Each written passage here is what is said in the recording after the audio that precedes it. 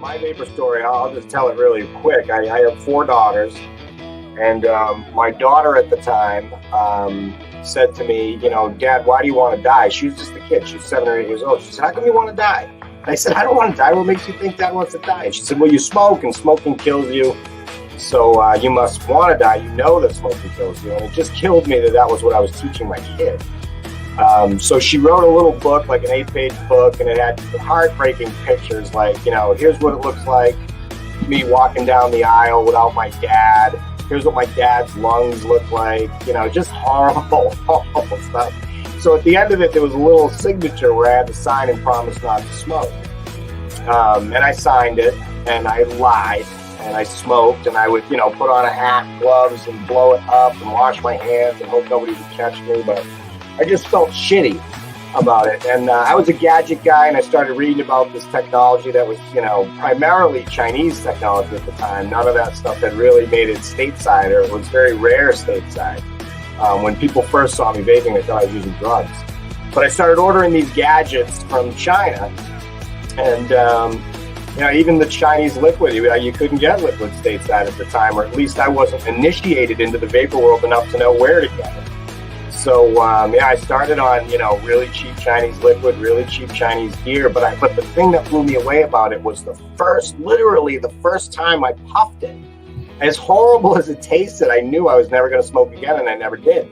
And for a guy that would leave the house at 3 o'clock in the morning for, you know, a pack of cigarettes if I had run out, I was a nicotine junkie. I mean, I still am a nicotine addict, but at least, you know, it doesn't come with the tar and the ash and the 5,000 chemicals, 88 known carcinogens. But yeah, I would go out in the middle of the night to get them, and it just blew my mind that this one puff of this crazy device that I had gotten overseas, it was like that. And I tried everything: Wellbutrin, patches, gums, hypnosis, cold turkey, you know, nothing, absolutely nothing worked. I was committed to smoking. But so after that, I said, oh my God, everybody needs to know about this. Everybody needs to know. My grandmother had died due to complications from a few things, you know, one of them being her tobacco addiction. And I just felt like everybody needed to know it. So I started to, you know, buy the devices, give them to friends, and then, you know, it started to spread, and folks asked me, you know, how do I get them? So I just threw up a quick site. I was, you know, I worked in IT and financial services my whole life, so it wasn't really a job. It was just something I was doing to help out some friends, and it turned into a business that I love.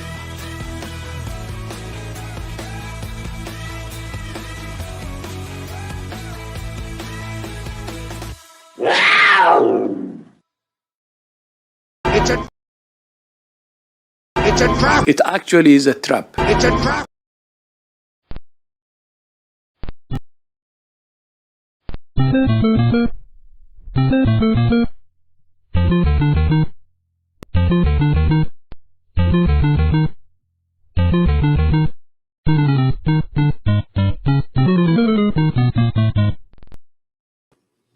Well, hello, and happy Friday night to all of you people watching the show.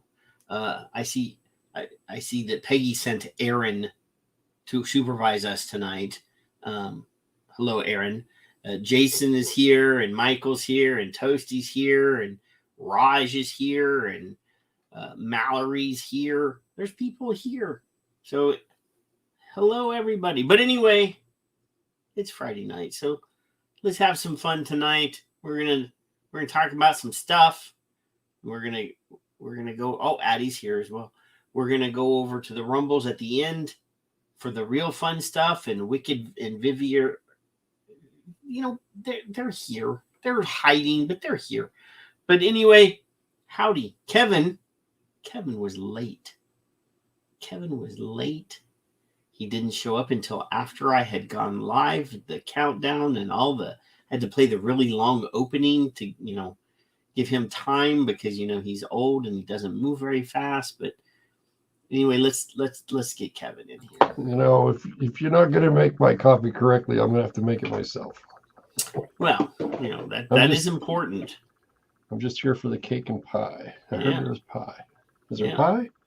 There is pie. There's key lime pie in my freezer. Ooh. I don't know about key lime. I don't know. What? You don't like key lime pie? I said I didn't like it, so I don't know about it. You don't know about it. You've never had one before? Why your eyes so red and how much have you had to drink, sir? Have you never had a key lime pie before, Kevin? I've had it. I'm not as fond of it as I am of pumpkin or apple. Absolutely apple. Send all apple pies to me. Don't send them to him. Nobody likes him. I don't understand how you cannot like pumpkin pie is like basic bitch pie, Kevin. Basic bitch pie. Yes, that's like the pumpkin spice latte of pies. That's like the closest thing to a latte I'll ever have. That's as basic bitch as you can get, Kevin. I mean, come on. Seriously. Let the pie comments come on in. Back in the day, Five Ponds had a seasonal flavor that they would put out called Nona. And it was a pumpkin spiced liquid. And when they had to contract and they stopped making their seasonal specialties and things, and they trimmed down their line. Yeah. They got rid of their Nona. No. And a lot of people were very upset because that was right when the Starbucks like pumpkin spice latte was rolling in. The new thing that the new trend before it became like every fall the basic bitch was gonna come out. And the basic bitch. Oh, yeah. You've never heard that before? You've never heard somebody say that's so basic. Well, I've heard it, I guess, but not basic bitch. Well, it's yeah. They don't, they're afraid of saying the itch word. Well, I ain't scared. You ain't scared. Now you made Michael hungry. Look, see. Well, I just had my wife who is like anti. My mic is wrong. Let me go over here to my settings. Let's go to audio. Digga. Oh, it is. It is. Because I sound hollow. But now I sound manly. Wow.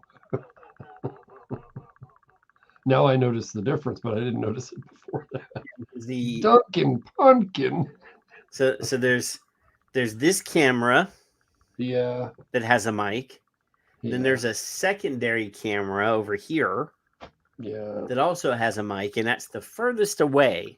And for some reason, when it decides to do the switching of the microphones, it's always that one, which is the furthest away, which means there's this much space between me and the microphone, and it doesn't sound nearly as good. You have to extend your voice, or yes, I have to enunciate. So anyway, what the hell were you doing this week? Oh, birthday party. Birthday party. Now is my sound different? Yes, you don't have that chattering going on in the background. Chattering. There was like you remember the little novelty when teeth? I am talking. The little novelty teeth. There was a little faint in the background until you just did whatever it is that you just did.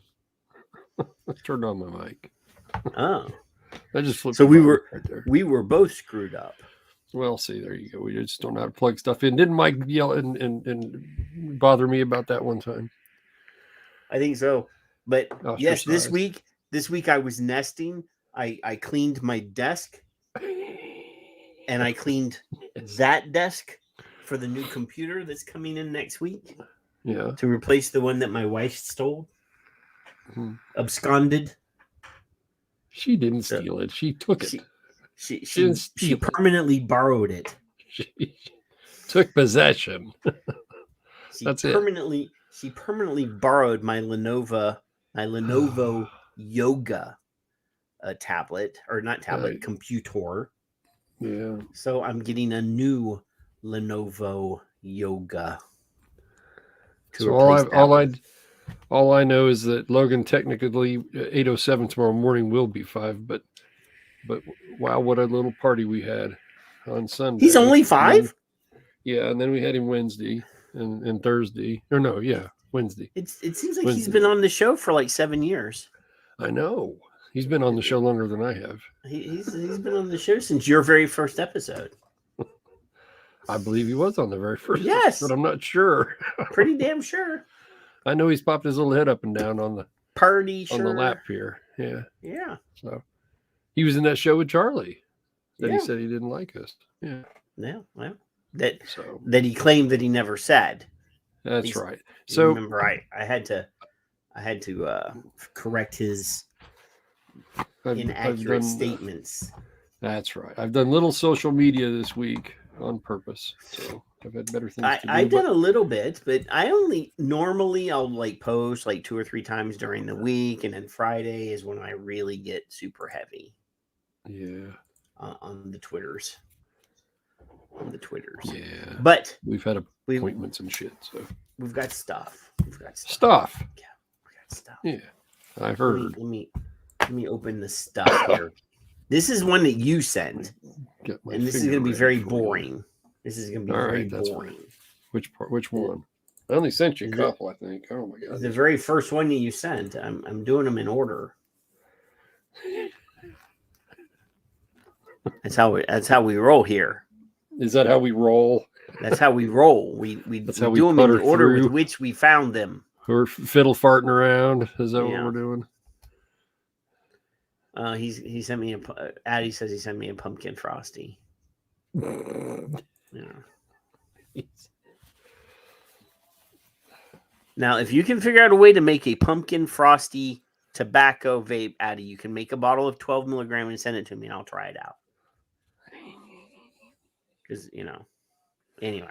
So it says here, dramatic reductions in cigarette smoking prevalence among high school youth from 1991 to 2022, unlikely to have been undermined by e-cigarettes. You said boring. You mentioned Mike a while ago, and there's Mike. Mike just showed up in the chat room. Did you see that? No kidding. He hasn't come around in like ever. Hasn't come around in like ever, and then all of a sudden. There you go, Mike. Wait a minute. There you go. All right, that's even better. Thanks for noticing.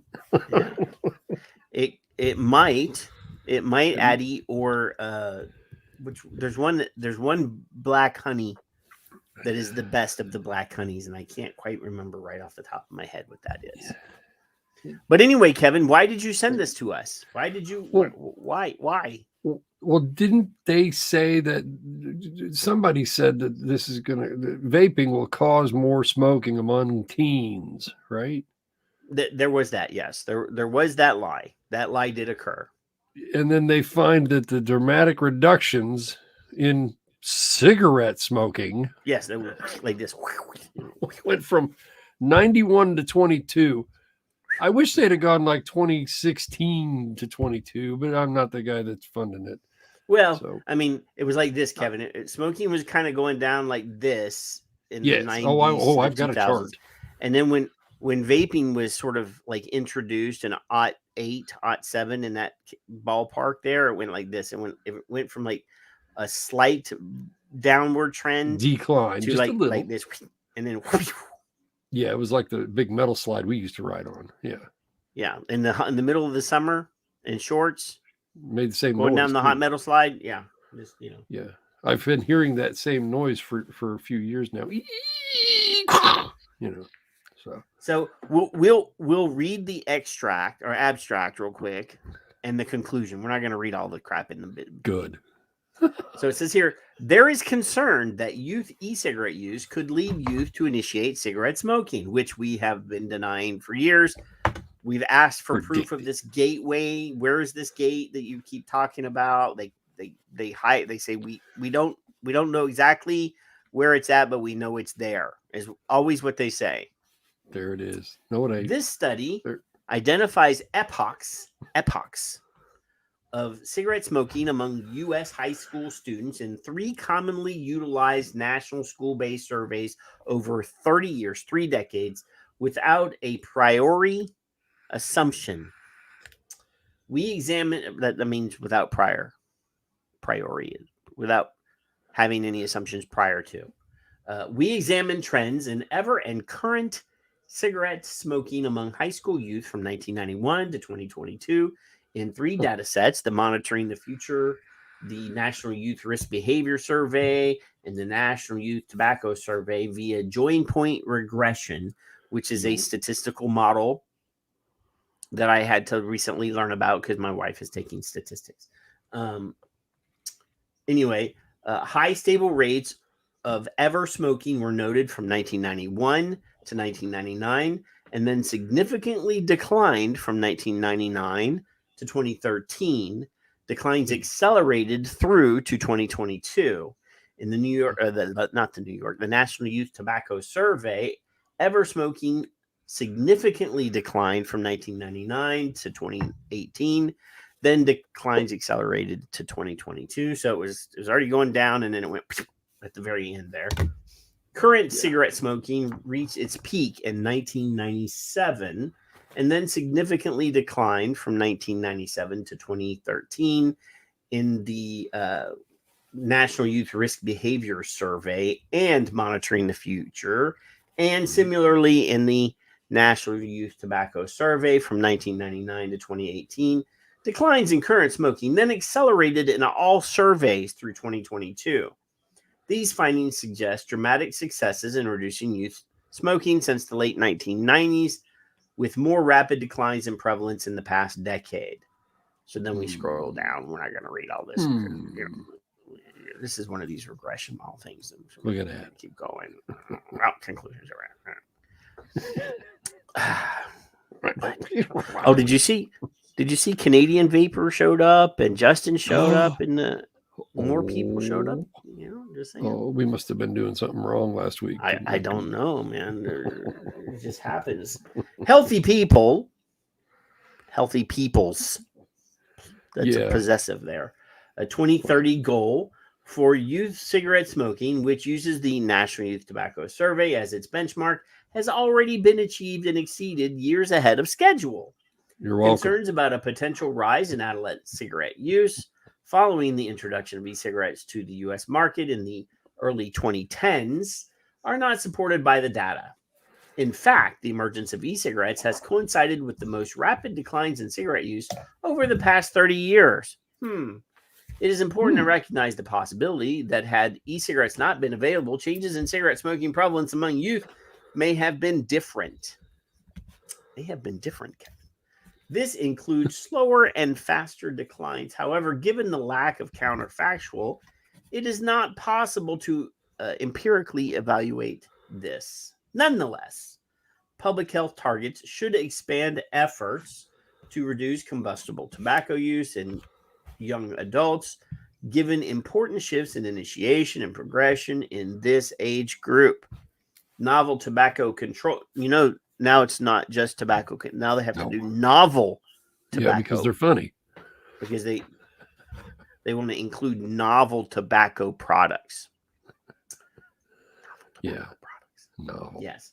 Novel tobacco control efforts have targeted sales bans based on year of birth, reduced youth use, tobacco-free generations, and been met with industry opposition, as have flavored tobacco bans now implemented in 5 U.S. states and over 360 localities. A new epoch of cigarette use will likely emerge following regulatory policies that change the nature of cigarette products themselves, removing menthol and reducing nicotine to non-addictive levels.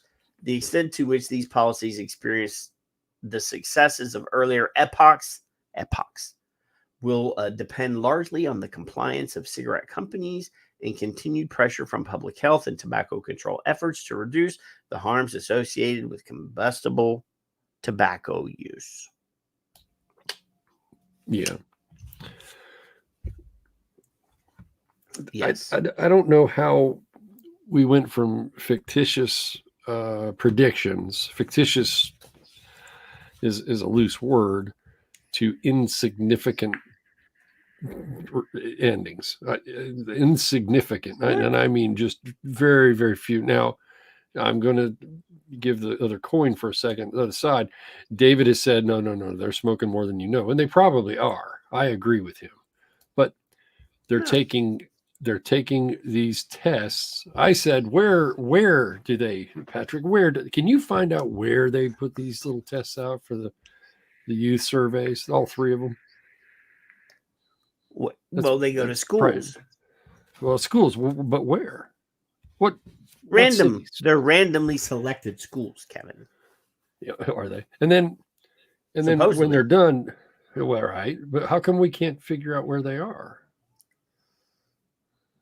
That information is unavailable. It's strange to me. So let's just pretend on the worst side that they go to the worst inner cities you can imagine, where all the things we talk about, the population of that school is depressed / etc.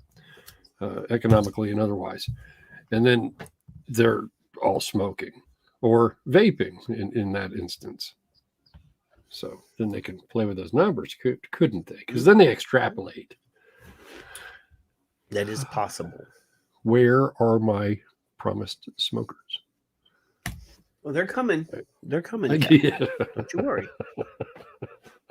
Which one, Michelle? I'll use it again. Joe's here. Joe's here. He's ready. Joe Camel. Man, there's another little tidbit that nobody knows. Their hate against him was unfounded as well. So there you go. It's okay. I didn't smoke Camels. No, I didn't. More either. When Joe Camel was out. Mm-hmm. Nothing made me change brands more than price.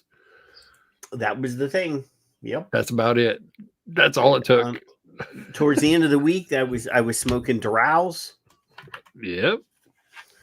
And eventually rolling my own. So there you go. It's okay. After payday, as you get paid every 2 weeks. You start out on Marlboro Reds, and about midweek, you might go to Winston because they're a few cents cheaper. I can only smoke 3 more before bed because I need the rest for the morning. Yep. Yeah. Well, I'll smoke a half one tonight. I gotta go to sleep. So yeah. Hey Kevin, I don't know. I mean, because you never actually look at the stuff that I tell you to look at. But did you see that once in a while? Did you see these damn Irish gingers? What they did? These Irish gingers, what? Watch your mouth, boy. Yeah, you see this? Motorists could face €120 fine. I think that's euro. I don't think that's pound. Is that pound? Is that? I can't remember. I think that's a euro. Euro fine for vaping while driving. Insurance form warns. Insurance form. They're in Ireland. They're going to start finding people who vape while they drive. So, Quote Devil says e-cigarettes using e-cigarettes behind the wheel poses a huge risk to road users. That's right. Road users. Breathe it. An insurance company has warned motorists that they could face fines of up to €120 for vaping behind the wheel if Gardaí, I don't know what Gardaí, consider it to have affected their driving. While vaping in a car isn't illegal, motorists who are distracted by e-cigarette vapor can be prosecuted for careless driving, as the emissions can impair visibility and potentially cause accidents. Connor Mulcahy, a motoring expert at Quote Devil, says while vaping poses a huge risk to both drivers, their passengers, and other motorists, motorists often forget about the actual laws surrounding vapes, he said, explaining that it is against the law to smoke in a car in the presence of a person under the age of 18. Whilst it's not technically illegal to vape in the car, the Gardaí may take action if they I'm assuming that means the police may feel the vapor impacts your driving. And I don't know what that woman. Oh, liquid Adderall. Really? We're getting a commercial for liquid Adderall? Woohoo! Well, it helps you obviously shovel. I probably need some, to tell you the truth. I didn't realize we had a fiction section going. If you are distracted by vaping when driving, you could also potentially be fined for careless driving, which is an €80 fine and 2 penalty points. If you have already 4 penalty points on your license, the fine increases to €120. Yeah, I'm not even gonna read the rest of this. This is driving me crazy. So they're basically essentially telling you what you can and can't do in your own car, Kevin. Well, a couple times behind on telling you all to kiss my ass. I think these Europeans are all going towards some sort of weird, communist, socialist, like fascist sort of thing going on, where people don't actually have the opportunity or the ability to make their own choices for themselves, Kevin. That's my question right there. Will you comply? I mean, you did, if you didn't go last week to the extended show over on the Rumbles, you missed out on a very important conversation about the government of California overreaching and stealing freedom from people, which is really sad. So just, if you're in California, be very careful. Definitely don't talk to yourself, because a police officer could possibly detain you for up to 72 hours or forever. And we determined that you should not drink with Ed. Because the Psychiatry Association of California said it's their right, Kevin. Their right is what the guy said. It is our right to limit your freedom of movement. I mentioned this to my son. Now, he's not going to get on Rumbles, but I mentioned the law to him, and he's 28, and he said, do they just want to fucking kill people? Is that what they're looking for? Is that what their goal is? You wait. I already said, you wait. After January 1st, when this thing becomes law, I said, I got to be vague, because I don't know what YouTube is going to. If you say negative things about certain politicians, you're done.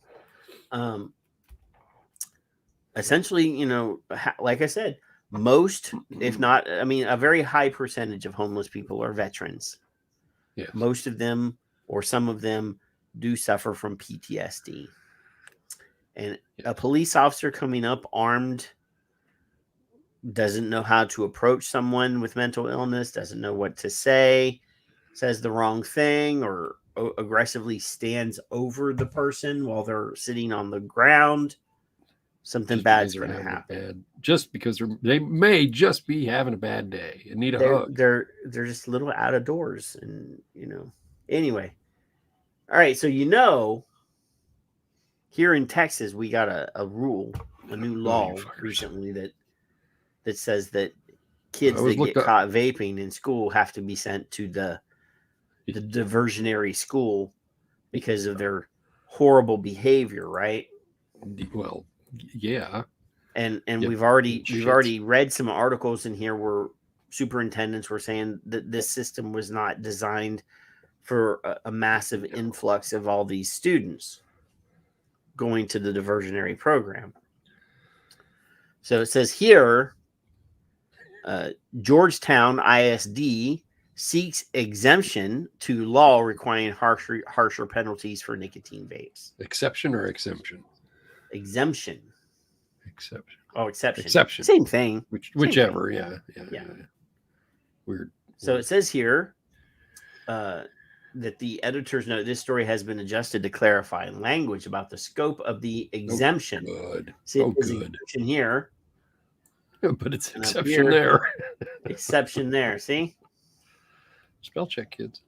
Yeah. So Georgetown, well, both of them are valid words, and they literally, in this context, mean the same thing. Well, editing, checking, whatever. Georgetown ISD officials chose to pursue an exemption to a portion of House Bill 114, a law mandating harsher penalties for e-cigarettes on school campuses in Texas. You can have a law, and then you can be exempt from the law. Go on. They want an exemption to a portion of the law. Did you see Michelle Elliott just showed up too? See that? Yeah. Michelle. So what's happening? Georgetown Independent School District officials chose to seek an exemption from a law requiring harsher penalties for students for having e-cigarettes, regardless of what substance is in the device. The exemption only applies to the part of the mandate regarding nicotine vapes and e-cigarettes.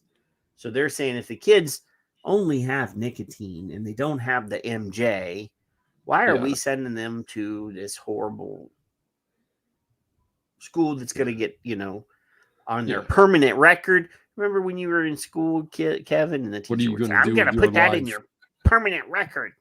What are you going to do with your life? And you had to walk around like always afraid, what's in my permanent record? Can I see my permanent record? A new law that went into effect September 1st, HB 114, mandates students getting caught in possession of selling or using e-cigarettes, also known as vapes, marijuana or THC products while on campus at a school-related event or within 300 feet of school property will be required to attend their district's alternative education program or DAEP. Students will also be required to complete an agency-approved drug and alcohol awareness program, whether in person or online, the bill states. Now, Kevin, these online courses that the state has developed. So I don't know about this one, but my wife had to do one for traffic safety. And she chose to do the online one because she thought that she could just zip through it. Right. No. They actually have videos that you have to watch, and you can't fast forward them, and you can't move to the next section until you've watched the whole video. So and then if you're wrong, does it take you backwards and you have to watch it again? No, it doesn't do that. But she actually had to sit through like 4 hours. She thought, I'm going to get on here. I'm just going to fast forward, take the test, be done, blah, blah, blah. No. And I was in here and she was in there, and I could hear her. I could hear her cussing. And like, you were laughing at her, weren't you? And my wife is Filipino and has a little bit of an accent, so when she cusses, it sounds really funny. Especially when it's like the harsher cuss words, because they don't, they just don't sound, the same. So when she's over there saying, taking all of her anger from you out on that. Yeah, I understand. Wes Venachek, Georgetown Independent School District's chief strategist for assessment and feedback, said at an October 5 workshop that the district would instead opt to treat instances of nicotine on campus based on the type of substance in it rather than the method of delivery. Wow. This plan would also only be subject to nicotine vapes and e-cigarettes. Wow. So the backstory is that the school district status as a division of innovation allows it to choose to exempt itself from the statute. Vanacek said during the October 5 workshop, he said if the district chooses to opt out of this section of the law, students found with nicotine on school property will be subject to campus-based disciplinary actions, such as in-school suspension or a discretionary placement at DAEP. It would not result in an automatic placement at the school's alternative program, depending on the severity of the offense. It sounds like it's like a vocational school rather than a regular school. Well, it's not a vocational school, but it's the school where they send the kids that are really bad, the behavior problems, No.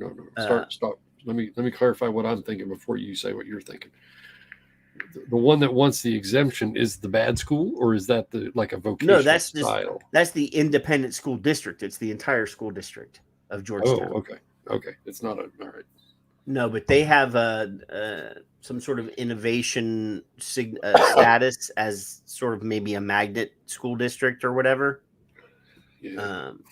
That sets them apparently above the normal school districts. Not in my backyard. Yeah. Well, Yeah. So, will what's the comply? penalty for combustible cigarettes in this? Well, I'm assuming that. Oh, what was the penalty for smoking cigarettes in a car over wherever the fuck the Euro was, or whatever? In Ireland? Yeah, I'm sure that they're probably Nazis over there. They're not allowed to smoke either. Well, when I was in Ireland years ago, right after they passed their public smoking ban. Yeah. And every bar and pub I went into, people were still smoking. I was going to say, how'd that fare? You ain't going to tell me not to smoke, you little fuck. So I really don't know how successful that was. But they probably still are. Yeah. No, I actually got into a war of words with a tobacco control guy a while back. Because I said the last time I was in Ireland, people were smoking in every bar. And he's like, I was just there, blah, blah, blah. And I'm like, well, you're Patrick, wrong. That's not true. Let me assert myself and pretend I'm important. In point of yeah. So let's look at this. This is New York moves to shut down distribution of flavored vapes. Let's see. Adam is announcing a new crackdown on flavored e-cigarettes sold. So the governor of the mayor of New York City is ramping up his efforts to crack down on flavored e-cigarettes. Now, as many of you already know, we've covered multiple times the massive cigarette black market in New York City. New York City alone has a multi-billion-dollar black market on combustible cigarettes. Do you think maybe you should address the multi-billion-dollar black market on combustible cigarettes, Mayor? Now, not to get ugly here, but this is also the mayor that was just on TV a few weeks ago whining that his sanctuary city was being overrun by illegal immigrants and that they couldn't handle any more of it. So, how does this happen? Not to get into the political side, but I mean, this is the same guy that, that said, come here, we won't turn you in. And then when they showed up, there's too many of you, go away. No. So wait, you're a vapor. You're out. Out, you little bastards. Out, you damn Nicaraguan vapor. Go away. And your pretty little El Salvador. I thought, Patrick, that I was assured there would be no black market. I don't understand why this keeps coming up. Mitch, we have to quit quoting Mitch now because he's not there, Kevin. Zeller? Yeah. Because he's the one that said it. He's the one that said it the day after the deeming language was released in 2014. Yeah, but I was assured. Yes, and that phone conversation is still on the internet. You can still find it. So yes, he said right on that phone call, there will be no black market. And then he said it in the Senate Help Committee like a month later. But anyway, illegally across the 5 boroughs. So the city has filed a new motion in its lawsuit against several major e-cig makers. So the administration has requested an injunction here, demanding that companies stop distributing products in New York City while the legal process plays out. Now, they're suing some of these companies that make these bars and stuff, right? Yeah. multiple bars. I They're don't know any of, They're not that selling are them. in China. And they're not the ones Well, that are selling them. Let's see if we can meet their demand. Eric's demand, of course. Yeah. New York law explicitly bans the sale of flavored tobacco products. Despite that, investigators say they recently found them in at least 200 stores. At least 200 stores. That's just in one borough, probably. Is that New York City? Holy shit! You fuckers just I don't know. wow. I don't know how many convenience stores are in bodegas are in New York City, but I guarantee you there's more than 200. No, I don't know. I was there as a child. Throughout the Yeah, city. I don't know. Adams announced. Yeah. I don't know that Mayor so what? McAdams is going to get what he wants, Kevin. Now, that's the other Imagine guy. he will. Aren't there better the and other bigger guy. fish to fry than fuck? I know. I just because so what? Aren't there Hey, better? there's bigger homeless fish to people. fry? There's homeless people Hundreds shooting of up on the things. street. There's fentanyl and crack and all sorts of Yeah. really harmful things. Mental that are health, being sold. depression, right? Sickness, elderly. Flavored vape seems like should be low on the totem pole of things that this guy These should motherfuckers have have a hard on for this stuff, and it just panties in a wad. stuns me. Oh, panty. Well, now you went and said it. I mean, yeah. I don't know why I've suddenly started making that sound. I don't either. I don't know. I don't know. Maybe I'm pretending I'm the penguin from like the old Batman show.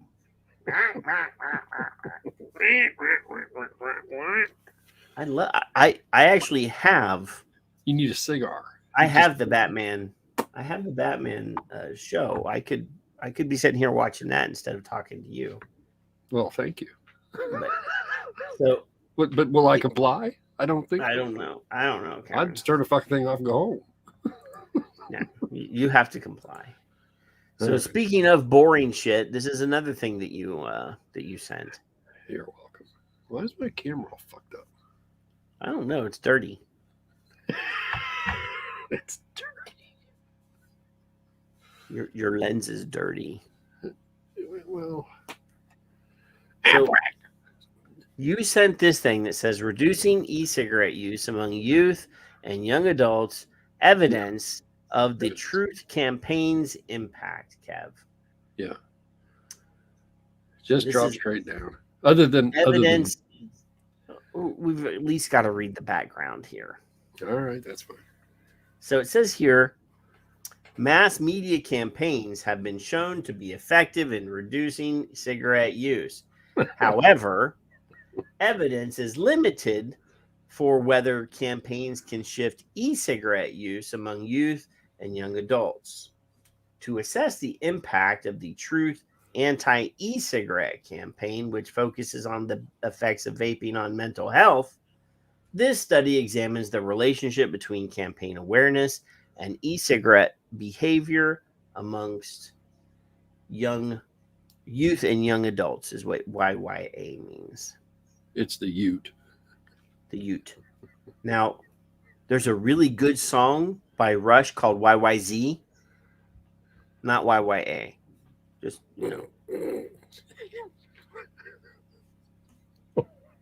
Oh. Now you sound like Schmedley. Oh. You remember Schmedley? I do. You can discuss, but yeah, the conclusions. No, there's a lot of discussion here. I don't want to read the discussion. That's like 8 paragraphs there, Kevin. Yeah. The results of this study provide evidence that mass media campaigns remain an important component of comprehensive tobacco control programs that target nicotine use behaviors among young people. The truth messaging approach evaluated in this study focused on the mental health implications of e-cigarette use. A population level measure of campaign exposure was associated with lower likelihood of intentions to use and current e-cigarette use among young people. I apologize publicly to you, Patrick. I actually meant the paragraph above. The models. Oh wait, stop it. Finally, the There models you did go. not include an interaction term for individual ad awareness and poor mental health status. Consistent with the literature, a poor mental health score was associated with e-cigarette use among respondents in this study. Future research may consider whether audience members' mental health status mediates the relationship between their awareness of ads that use mental health message frame and e-cigarette use. And just above that, did not control for current cigarette use. Now, I don't know, Patrick. You and me, we get this money and we go, well, we're going to study this. Wouldn't you, before you do the study, think of all, as the word variables, all the variables you can think of to bring to yourselves to a conclusion to write a piece of paper and, chicken scratch and get your crayons out and you're going to sharpen the crayons. Remember you sharpen your crayons and then you color in the little box and you go, we got it all. There it is. But we aren't going to do this and we don't give a fuck about that. And this is possibly what could happen, but we're not really sure. More studies are needed. So, right. How boring is that? So here they used a questionnaire, Kevin. Data for this study was drawn from a repeated cross-sectional survey of participants aged 15 to 24, drawn from Dynata, a national online panel. Their survey includes questions regarding participant demographics, e-cigarette related attitudes, intentions, and behaviors, campaign awareness, and ad perceptions.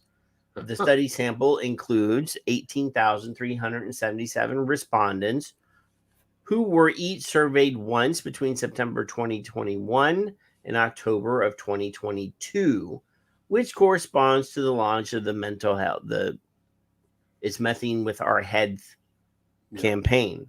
Yeah. So, excuse me. So this does not in any way, shape, or form have anything to do with whether people were vaping or not. Right. This only measured campaign awareness. Right. Have you seen this ad? Does it make you want to vape or not vape? So they cannot say that this improved the vaping numbers, that it reduced youth vaping, for example. All this did was measure, have you seen this ad? Now, awareness. I myself am not a gamer, Kevin. I do not own an Xbox or a PlayStations or a Nintendo, whatever they're called. So I do know for a fact, though, because people have told me, that they get a lot of anti-vaping commercials on their game devices. Mm-hmm. So, of course, if they're asking boys 15 to 24 years old, even girls, some of them game, they're going to get a high number of people say, oh, yeah, I saw that damn ad. It pissed me off because it was in the middle of my game. So, all you're doing is measuring whether or not people are aware of the campaign. Did it work? Well, we don't care about that. That's all I'm saying. It's funny. That's all I'm saying about that. Fuzzy ducks. That's all it is. I think that's all I gave you, isn't it? That was the two that you gave me. Now we're actually going to be on to the less annoying. Well, not less annoying, but less boring. Less annoying. It'll be all right. I promise you, because this next one is not boring and it's really pissing me off, Kev. Oh, good. Oh, good. Poke the bar. Poke the bar. This one really made my my panties in a twist there, Kev. Oh, Now, correct me if I'm wrong, I but will. last week, Thank you. what is today? Yeah, no, this is not the one. Last week, we covered a story about a boy that was found vaping at school and got suspended and went home and did some really sad stuff to himself. Yeah. So yeah, I'm opening that one real quick here, Kev. Yep. So that I have For reference. both of these references open, just to make sure that and I'm getting this thing right now, so I'm not sharing that yet. So yes.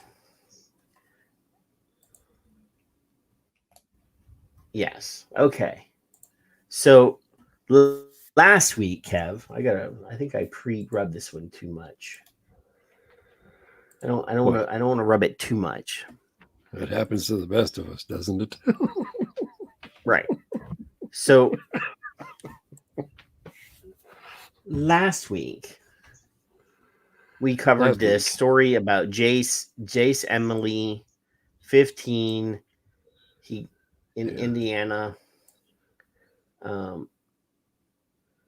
He got arrested at school for vaping and went home when he got home and he killed himself. Right? We talked about that. Yeah. You remember that? Oh, yes. You remember that? Well, so this week we have the story about a 14-year-old boy who was grounded for vaping and he hanged himself in the bathroom. Jesus. Now this one is in England, so I know it's not the same. It's a different kid's name, and it's in England.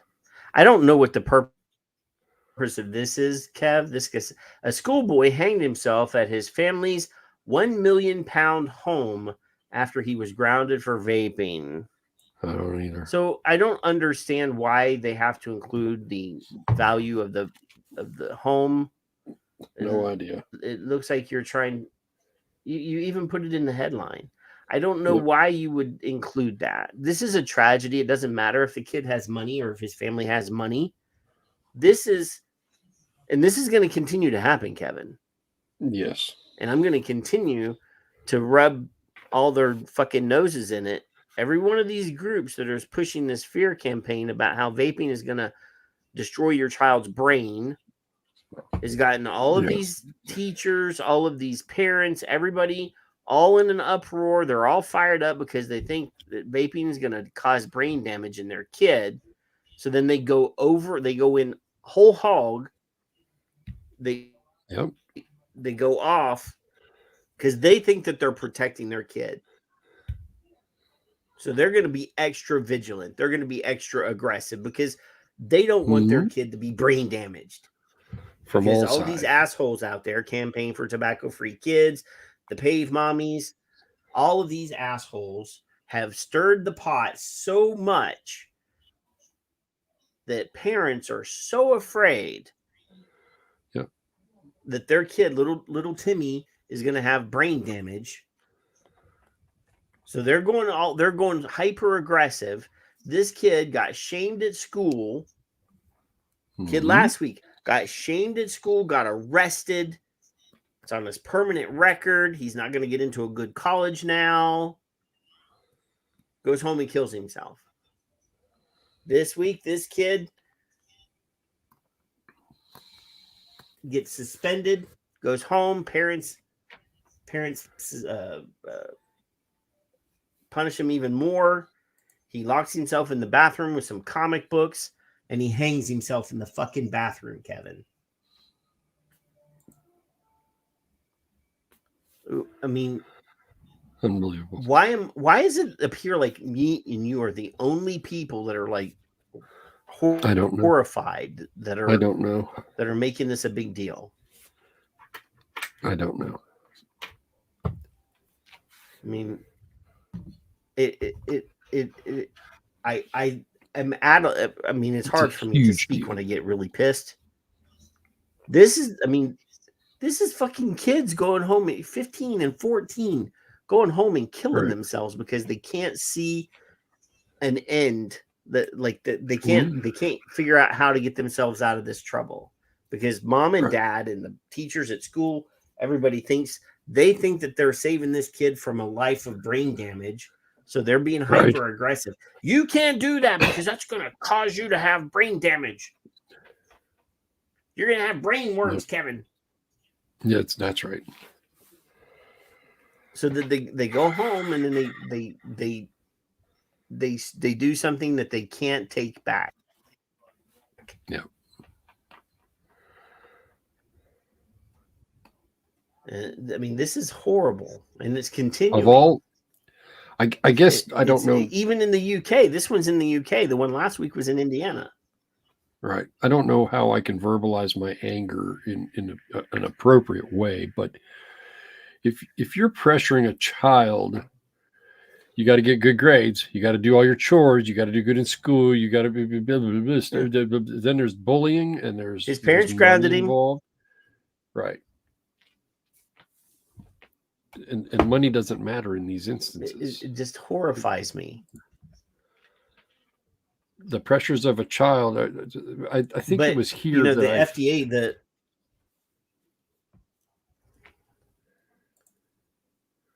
I think I'm lagging. It was here that what? Oh, I think it was here on the show that I came to the back to my old self. I came to the conclusion that you're telling a child at 7 years old, you need to grow up. You need to grow up. And then when they do things that are grown up, like drink, smoke, vape, whatever it is, and then you get all fucking mad at them.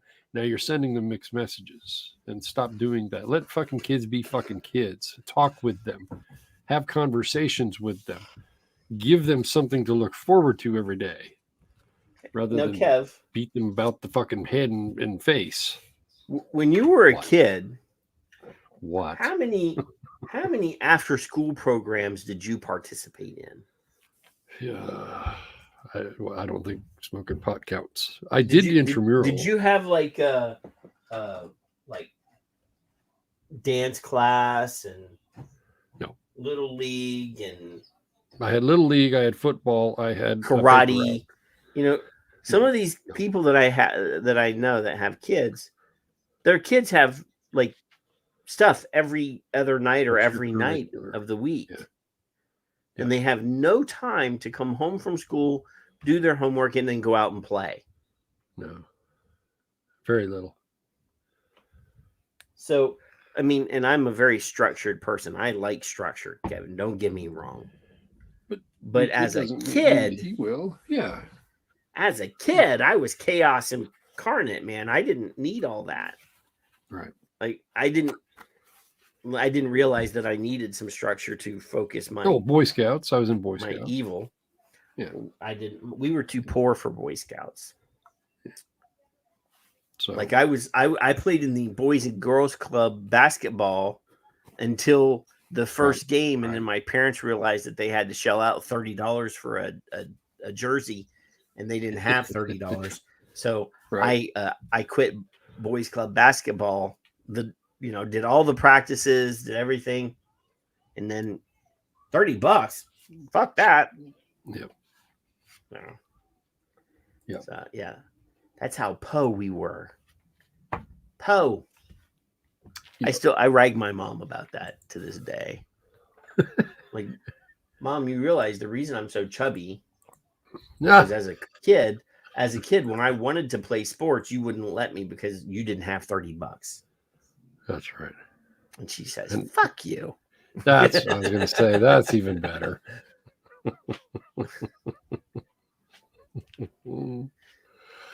That's right, Jason. Right. But This is what I said last week for those of you who missed it. Kids shouldn't vape. Tisk. Well, okay, then they should smoke. All right. Now we're clear. Thank you. Yeah, let's not let them do the thing that's not going to kill them. Well, or at least much lower risk of killing them. Well, hey, will you comply? Don't make them wear helmets when they're skateboarding or elbow pads. Seatbelts. Mm-hmm. Vests. So this is from Australia. Oh, these fuckers. Now, this is from Holly Prentice. 13-year-olds wearing nicotine patches. The extent of our school's vaping epidemic.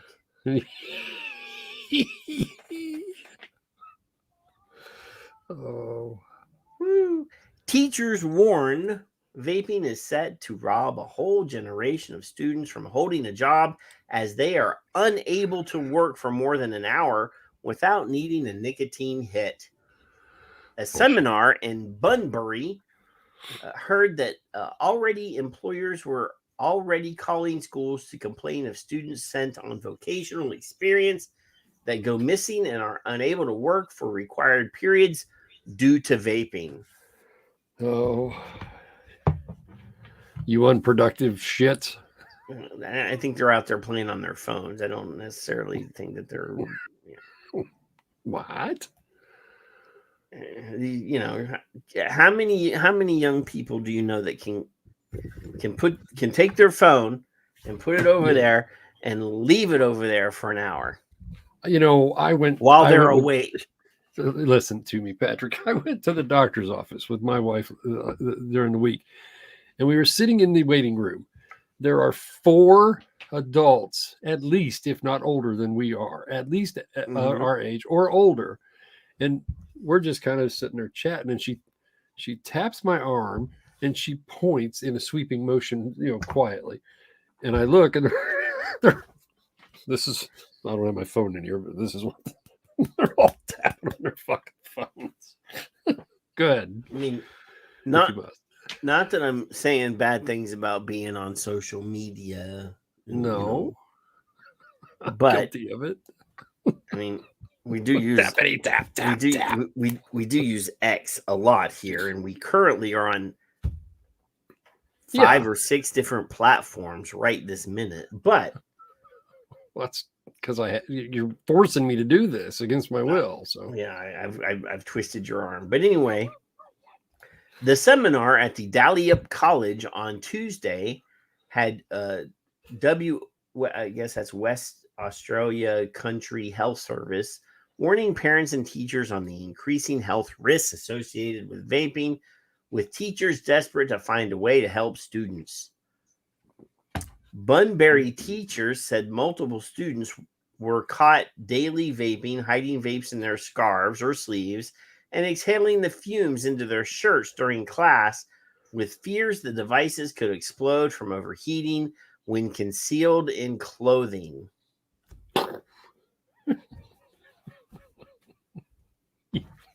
Stop being stupid. I mean, how high is the body heat of these people if they're afraid that the body heat from having something in their pocket what's the normal is going to be the reason nowadays? why well, it used to be 98.6 and now it's like 97 to 90. Yeah. Whatever. Yeah. But that's not real. I mean, obviously there are ways that you can make a vape explode in your pocket. But just being in your pocket doesn't mean that it's going to explode. No, I mean, I personally never put it in my pocket, but that's just because I don't want it in my pocket. If it turns upside down, it could leak, and then you got vape juice on your pants. And yeah. I said vape juice, Kevin. Did you see me do that? Yeah. The teachers also said they were receiving numerous calls from trades and workplaces complaining of their vocational students vaping on site. They're getting away with it in schools. They're getting away with it in the workplace. We've had phone calls back to the school saying students got caught vaping on the job. They sneaked into the toilet. The students think that they're getting away with it here. They're getting away with it in the workplace. School health nurse. We never even had a nurse when I was in school, Kevin. That's because in your neck of the woods, they didn't care about you. No, you're sick. Fuck you. Well, I mean, when I was back to class, no kids were on prescription medicine that had to be supervised, so there was no reason to have a nurse. Yeah, you didn't have to make the visits. Yeah. School health nurse and Country Health Services Southwest representative Naomi Pedrochi said that students were unknowingly inhaling the same amount of nicotine as 10 to 15 cartons of cigarettes, Kevin, as well as heavy metals due to unsafe manufacturing of the metal cartridges leaked into their lungs. That's right. 10 to 15 cartons? Wow. That's right. Is it leaking or leaching? I get confused. Well, they're saying leaking into their lungs. All right. So teachers told the seminar that they had seen a decline in participation in school sports, with many students dropping out of football teams mid-season because they no longer have the lung capacity to play a full game of football.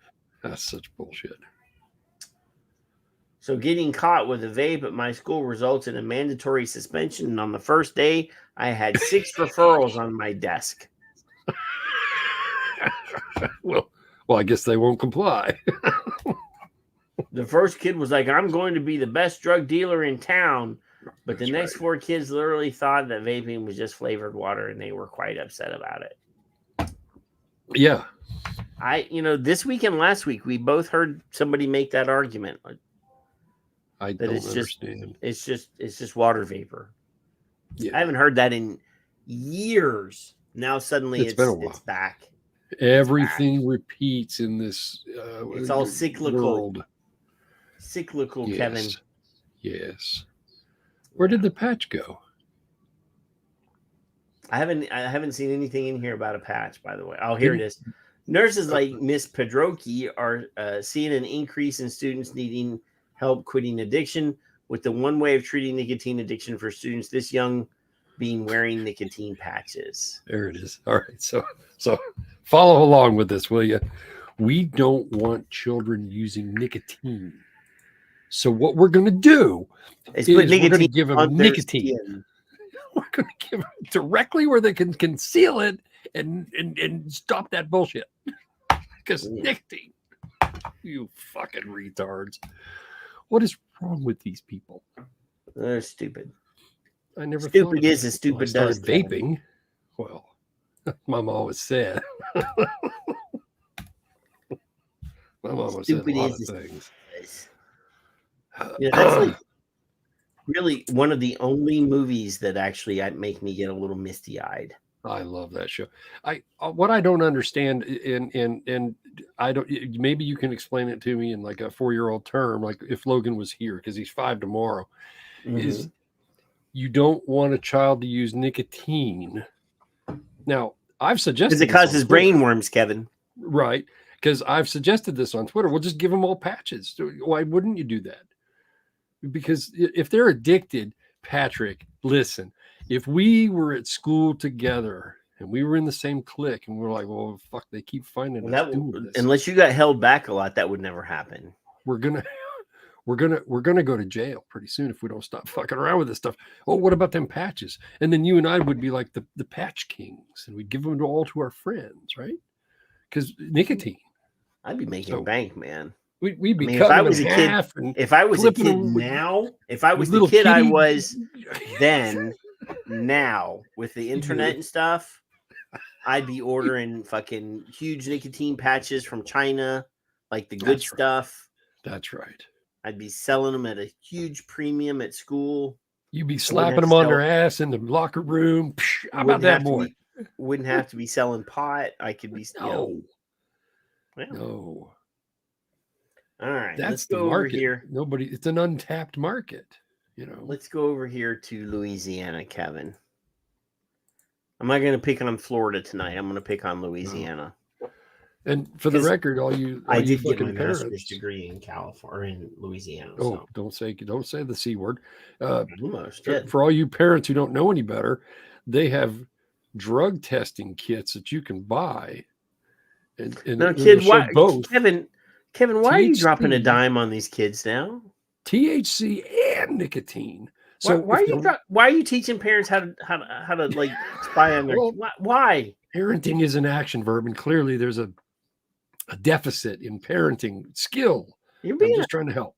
Just because you're a grandpa now, you're being a jerk. So get off my lawn, you. All right, let's go over here. We're going to Louisiana now. Louisiana.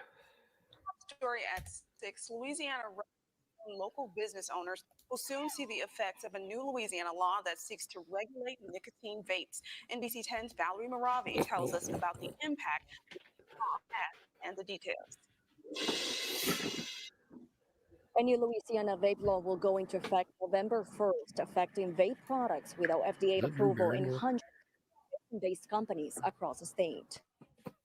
In short of a lawsuit that would get an injunction to stop this, I don't foresee any way we can stay in business beyond November 5th. The legislation started out as a bill to increase the tax on vapes, but it quickly turned into a national effort to limit their use. Professor of Political Science at ULM, John W. Sutherland, says the reason behind this law is due to the increase of use in teens. The Centers for Disease Control, or CDC, has expressed concerns, brain, heart, a number of health concerns related to nicotine, and then the vaping itself for the middle schoolers, high schoolers who's...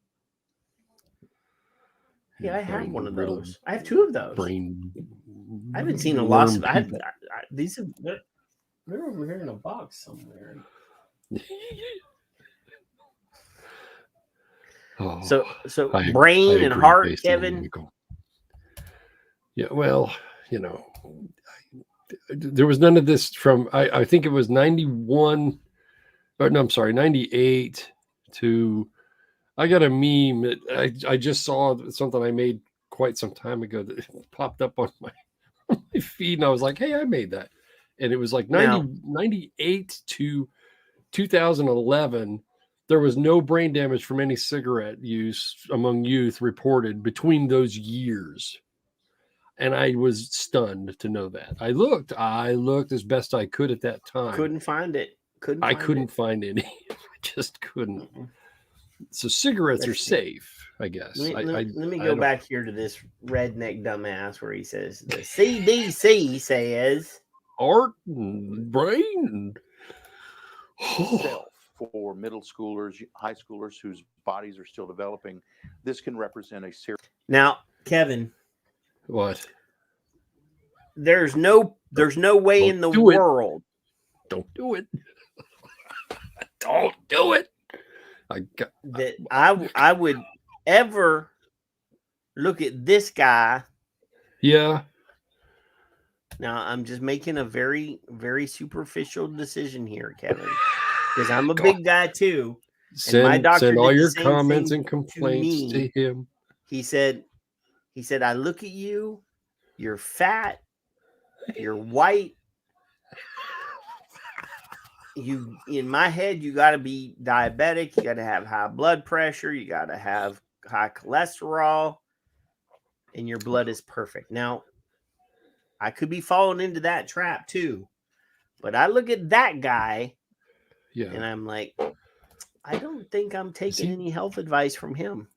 Did he pause a Mr. Roboto video? Is that what is going on there? That's Metropolis. That's actually a quite good movie. Right. It's one of the classic silent films. Well, it's triggering my bot thing. It's like the very first science fiction film.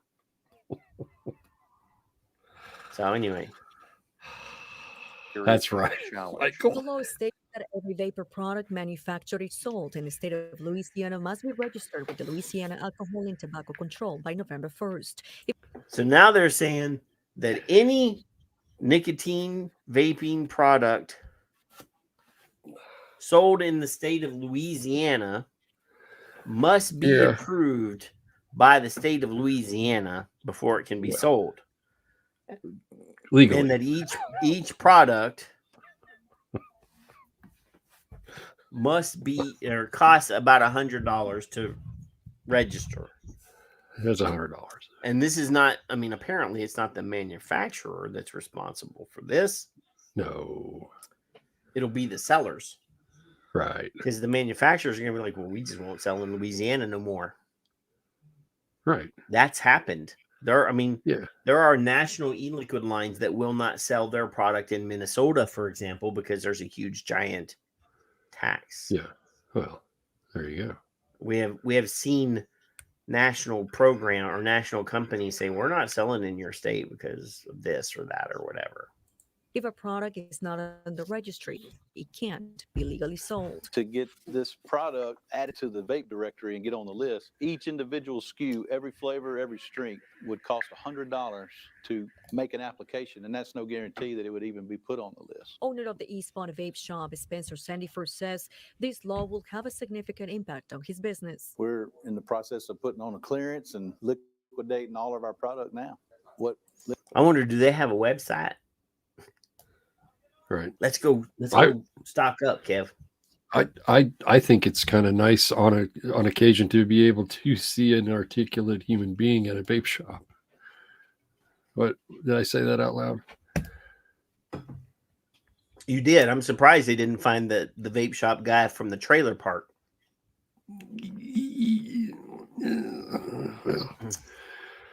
The inventory remains. We're going to try to establish a new operation in another state. I've been here all my life, born and raised, and I'm going to have to leave the state of Louisiana for this. For more information on this new law, visit marklemis.com. He can just go, depending on where he's at. He can just, if he's in, like, he can just go over to, Picayune in Mississippi if he's on the New Orleans side. But yeah, that's ridiculous. That's redunculous, Kevin. I have a friend on Facebook who about once a month says, hey, she's in Massachusetts and she's going to do a New Hampshire run. If anybody needs anything, call. And I've used that a few times in Twitter world because that's what they're going to do. Well, I used to have a friend that would drive to the. You didn't have a friend, first of all. It's possible. You called them a friend. That doesn't mean they were.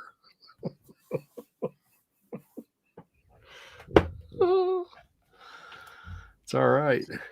An articulate vape shop owner, and I know there are some. Don't get all y'all things in a bunch. There are some, but by and large, on the national news, I've seen some houdingies.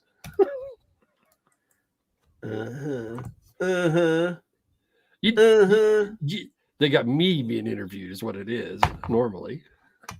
You fuckers are trying to. Hey, Kev. What? Do you know what time it is? Oh, it's howdy doody time. No, makes your Kev. booty shine. No, it's not howdy doody time. It's time for the Vape Cats X of the Week.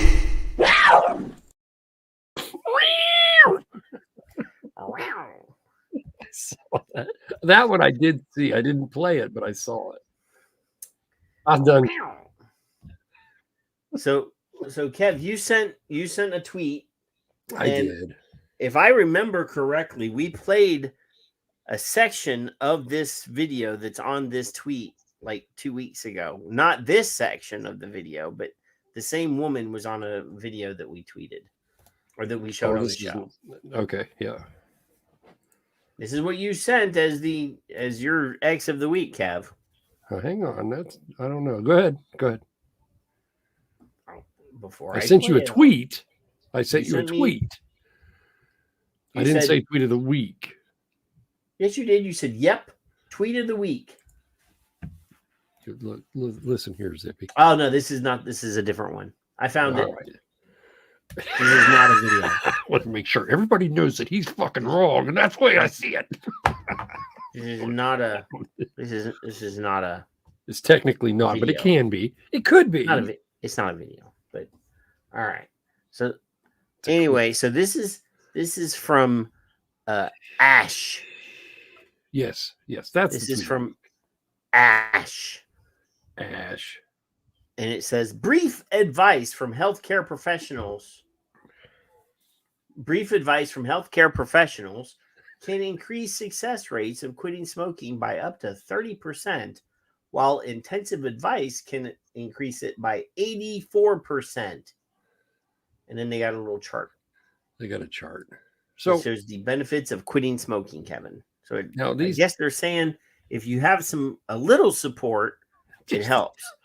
But if you have a lot of support, it helps even more. it's way much better, bigger when you point your finger and say, "What is wrong with you, bastard?" Right? Mucho más mejor. Well, we don't kick the cat on purpose. My curiosity of this is that Ash was started the same year I was born, and they're just now realizing, what? Yeah, 67. I couldn't believe it either. So they've been 55 years worth of this shit. 55 years, and they haven't figured this out. And when you look at their accomplishments, there's like 9 whole accomplishments. It's on their website. So as long as I've been alive, they're just now realizing that brief advice, as it says, could help, and intense advice. Well, it could, it may, it might, but the target in the middle is okay. Yeah. And so everything that's like saying, if I give you $10, I can feed that you can buy lunch once. Right. But if I give you $100, you can buy lunch 10 times. Or I can buy you lunch 5 and me 5. We could eat together. Now, to the center of this graphic is a good thing. Now, let's see. Let's check off some lists for me before we go to your tweet of the week or X of the week. Improved lung function. Anybody else understand that with vaping? Yeah. Okay. Mm-hmm. How about cardiovascular benefits? Now, I don't know that because I don't know that, but I bet there is for me. Useful skin. I'm 55. I'm fucked anyway. Financial freedom. Now, that's a stretch. That's a stretch because if you stop smoking cigarettes and purchasing cigarettes, you may find that you have a little more money. Freedom, I doubt. I can't understand. Longer, healthier.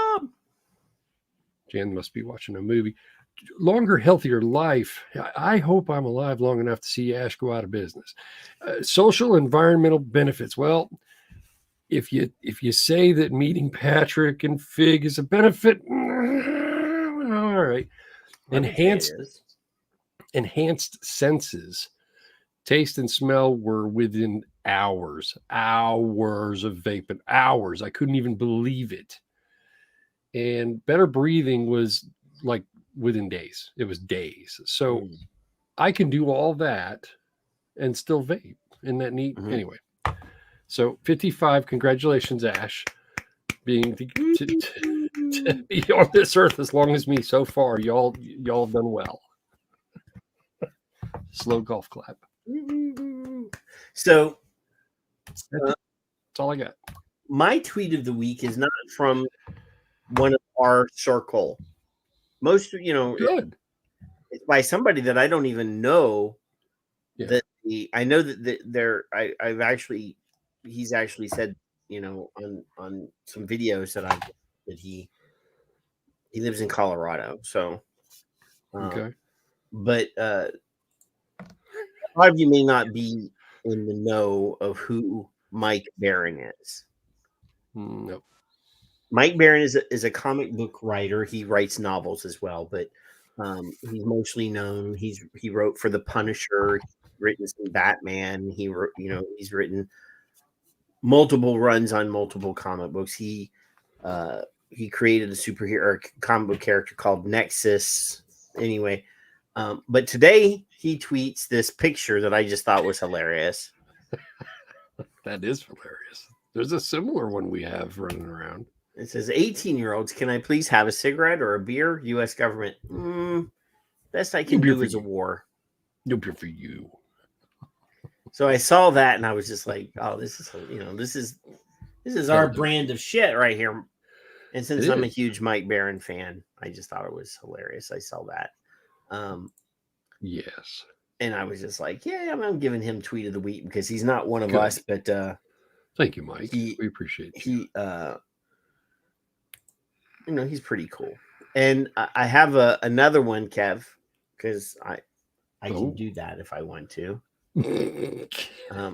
From Christopher Snowden. Oh. Well, I'll take that as an exception. Who is retweeting a tweet from Rishi Sunak, who is the Prime Minister of the UK or of England. I don't know if he's from. We will never impose unnecessary and heavy-handed measures on you, the British people. And by the way, I'm banning cigarettes and elf bars. So, there's a lot of infringement going on. And that speaks to everything I think. Oh my God. Now, where's it at? There's another one that I wanted to show. Where did it go? Oh, here. Now, right. Kevin, I know that you have sort of a bromance with Jim McDonald. That's conjecture. it's Teamy and a couple others. Sam Elliott. I got absolute man crush on Sam Elliott. Well, I mean, Al Pacino. If you're gonna go that way, I mean, Sam Elliott, he's a catch, Kev. I mean, I'm telling you, man. And Al's like Al Pacino's like a second, but Jim knows. That's right. Not sure what I'm going to see here. I think I do know. Actually, does it so got red? Last week we talked about Cliff Douglas, C-Doug, being named the head of Smoke Free World. And I even questioned, I said at that point, I wonder if they're going to try to cancel him. Well, didn't we discuss it? That's what I said. And I said, so apparently. No soup for you. Vital Strategies and Bloomberg have decided to spend a couple dollars sending out an email to everybody on their chain that says, alert! Blanket. Foundation for a Smoke-Free World has named Clifford E. Douglas as its new CEO. The Foundation for a Smoke-Free World, a known front group created and funded by Philip Morris International, has named Clifford E. Douglas as its new CEO. Like his predecessor, Douglas worked in tobacco control for many years and likely remains connected to many stakeholders in the field. However, while acting as a member of the tobacco control community, Douglas has participated in foundation-sponsored events and co-authored papers with other industry-linked researchers. We expect that he will contact many previous colleagues to reintroduce the foundation as an independent organization and to seek future partnerships. The foundation cannot be viewed as independent from the tobacco industry. Philip Morris International, which remains the foundation's sole funder, just provided it with a $140 million cash infusion. So this is where they're upset that somebody gave somebody else $140 million and didn't give it to them. So they can look at the research and then tell us what it is. We urge governments, civil society advocates, and academic and research institutions to not engage with the foundations, its staff, or its grantees. We welcome your support in monitoring and reporting any foundation activity. That's right. You can send confidential material to tips@exposedtobacco.org. I wonder if he's going to be on the, what is that, tobacco? And then they have a link for you to report Foundation for Smoke-Free World activities right here. You can go, and I love to hate him and I hate to love him. He's like Carl. he called me one of them quite some time ago. Not holding it against him. That was his position. Yeah, kiss my ass. I'm glad he's there. I saw his, and we both were reading the same words that he wrote a couple years ago, and he's done all these fabulous things. Allegedly, I haven't followed his career, but I know he was with the American Cancer. Was it Cancer? I forget. One of the alphabet groups. He's tobacco control expert, etc. And then. 30, 40 years, whatever he's been in doing so. I don't know how old the gentleman is. And now he's a shill. Just out of the blue. Suddenly, well, now you're one of them. Imagine that. Bullshit. Oh, good Lord. Allison, shame. More of this, children. That's what I want to see. You didn't even say X of the week. Well, any one of these could be X of the week. Well, these are all good. So good. I'm worried. I'm worried that I would dilute the brand if I didn't show all the cool ones that I found today. And so here's one from Chauncey. Yes. Fun facts from the tobacco control field. Over the past decade, U.S. teen smoking dropped 90%. U.S. young adult smoking dropped 75%. Among all U.S. adults, smoking dropped 35%. Tobacco control experts continue to claim nicotine vapes are a gateway to smoking. I don't think they are. I heard tell once or twice that they were, and I just can't find them. Well, I mean, they just Where keep telling us that my new smokers. They're going to find it one of these days. That's the G spot, We know it's there. Kevin, just keep your mouth shut because you know all you're going to do is cause more trouble. Can't find it, but I know it's there somewhere. Lord. Oh, you're confusing science with science. That's all I'm going to say. What was that? I can't tell if Addie's actually. I can't see if he's actually shocked with something that we just said. I don't know. So what Addie did say, but was it Addie? Somebody said it. What was it? He made it a whole 6 days or something. Yeah, Addie said he made it. Cliff, sorry, we're backwards. Yes, he made it like 6 days, which he knew. He's not stupid. Well, I mean, hopefully they gave him a big paycheck for being canceled. But I found the most low energy how to quit vaping program ever. Kevin, watch this. Oh, good. All right, let's watch this. Welcome to step 1 of our 10-step program to quit vaping. Look at how slow I talk and how droopy my eyes are. This is just step 1 of a multi-step program, Kevin. All right.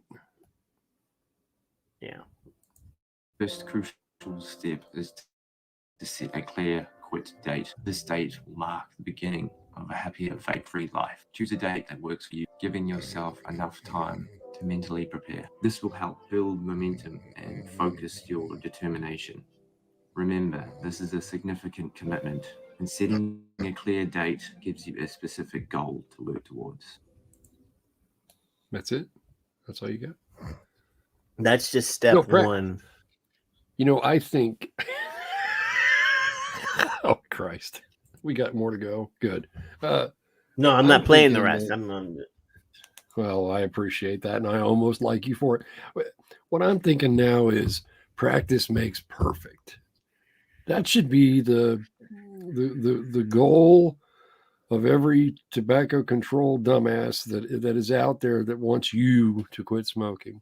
Remember, they want you to quit. It doesn't mean you have to. That means they want you to, or vaping, or drinking, or whatever it is. And practice makes perfect. Just try. Just try for us, so we have more to do. That's all. I see, but I'm worried, Kevin, because you had this really cool tweet that Pippa sent, and for some reason you make this the tweet of the week. This is way more energetic than the one that you picked. This one was good. I liked it. Pippa, thank you. But we played a segment of this same video 2 weeks ago on the show. Yeah. Same lady, same background, same dress. But we didn't get this clip. We didn't get this clip. Same. So it says here, how to be unethical and biased in a vape study, ? Quote, 75% of my vaping participants were my daughter's friends, and I am paying them $50 to vape. Miss Kumar, are you going to tell my mom? No, I won't tell your mom.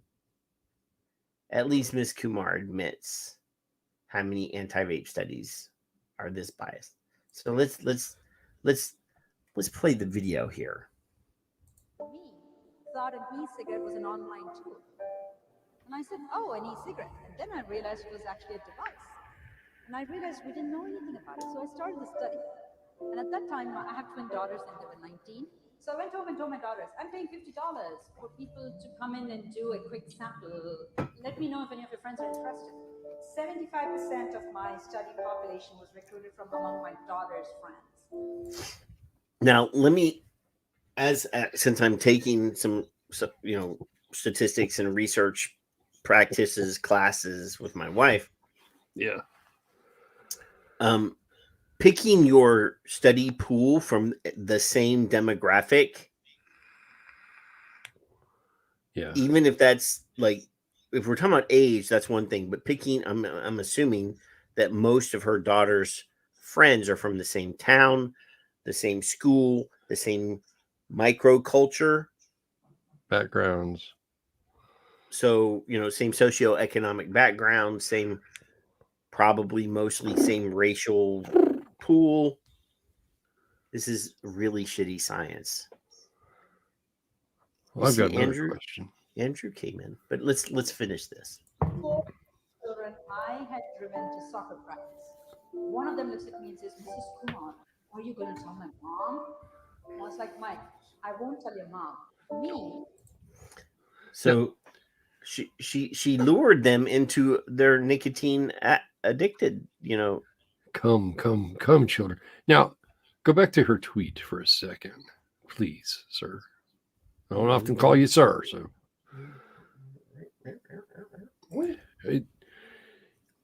It said, you're taking statistics. 75% of my vaping participants were my daughter's friends. How many did she have? 4?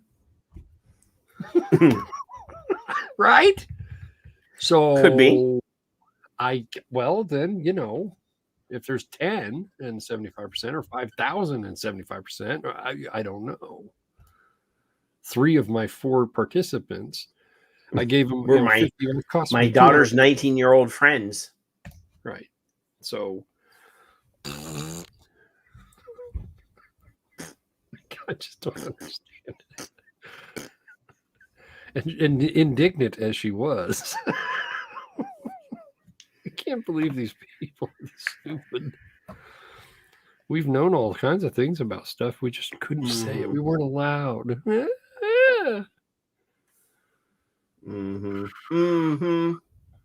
There were other tweets of the week that I was having a hard time choosing. So, yeah. Sometimes you just can't pick one. I know. It's hard. But then if I chose 2, you'd get all pissy and say, "Well, we only have 1." So I don't know the rules. So I'll break the rules. There's no rules. There's no fucking rules. We make the rules, Kevin. I will not comply then. Fuck them. Even if you make the rules, you won't comply? That's my imitation of an owl.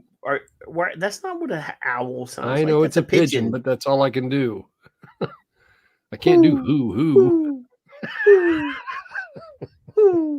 Plus, I don't like saying that word. That's a pigeon. That's a fucking rat with wings. What the hell are you doing there, dude? A rat with wings. Well, yeah, feathered rats. That's what pigeons are. So, Kevin, just to warn you, we have 2 more Just triggering YouTube. We have 2 more YouTube pieces, and then we have to go to the Rumbles. Have you been drinking? No. Tea. Just checking. So tea. So just letting you know, we have 2 YouTube video segments left, and then we're going to the Rumbles. Wow, it's early. Look at you go. We're cooking with gas tonight, Kevin. We are. That's dangerous. I heard it's dangerous. The Living Association's telling me all kinds of stuff about bad things about applying. It cooks more evenly. It cooks more evenly. Gas cooking is way better. They want charcoal, right? No, I'm talking about a gas stove in the house. Boils water faster. Yeah. It's just more efficient way to cook. Yeah. We have electric. I don't like it. No. We're gonna if we're cooking outside, we're gonna cook with charcoal or wood. Well, yeah. Because that imparts more flavor. Wood. I like wood better. That's my favorite Alice in Chains song. Woo. Get on with it. But Kevin, the punchline is that these last 2 video segments are from Ohio. I know. My buddy already called me. Go ahead. I'm ready. I'm just Down in the Hole is also an exceptional song, Addie. You are correct. But I still like Wood better. And Rooster's also exceptional. But anyway, here, let's see how Ohio is fucking over people. Ohio health officials say there's a new danger related to vaping, and they really want everyone to start paying attention to this. WCPO 9 News reporter Anna is Italian joining us live. Young kids. Well, Craig, Tanya, the Ohio Department of Health says more and more young kids are getting a hold of vapes or other e-cigarettes and having to call poison control or, go to the hospital. And they say that they're either, swallowing the liquid that is swallowing the liquid. Kevin, my neck hurts. What? You have a little rapscallion running around your house sometimes, right? Yes, I do on occasion. Yep. And what would happen if that little red tornado grabbed a bottle of e-liquid and started trying to open the cap? Well, normally I'm one for allowing things to play out as they may, within reason and of course not in danger. In that instance, that would be immediately halted by at least 1, if not 2, or possibly 3 or 4 adults that are supervising the child. 2, my bottle's nowhere near out in the front room. It's always everything's in here as it is, and he will sit with me. And there's a Cars game that him and I do together. Well, he used to play with the microphone. Too. He loved that spit car. He doesn't even reach for the bottle, and it's right here. It's within his reach. He's never been tempted. But it seems to me he knows if children are somehow getting a hold of mom and dad's bottle of e-liquid, and chugging, that somebody has failed somewhere. Right. Now, I do not, you can hear it probably. I do not tighten it enough to make it child-proof. It's child-proof, but it's not, you know what I mean? Doesn't matter if it's child-proof or not. The child is going to be able to open it better than you probably because your old arthritic hands. He has touched this. He's moved it from where it was in front of him to the side a couple times. I don't want to look at that sissy vape. Look at that. It's pink, Grandpa. And he literally says, Papa, because it's in his way as he's sitting down. Get it down. out of my way, you old right. coot.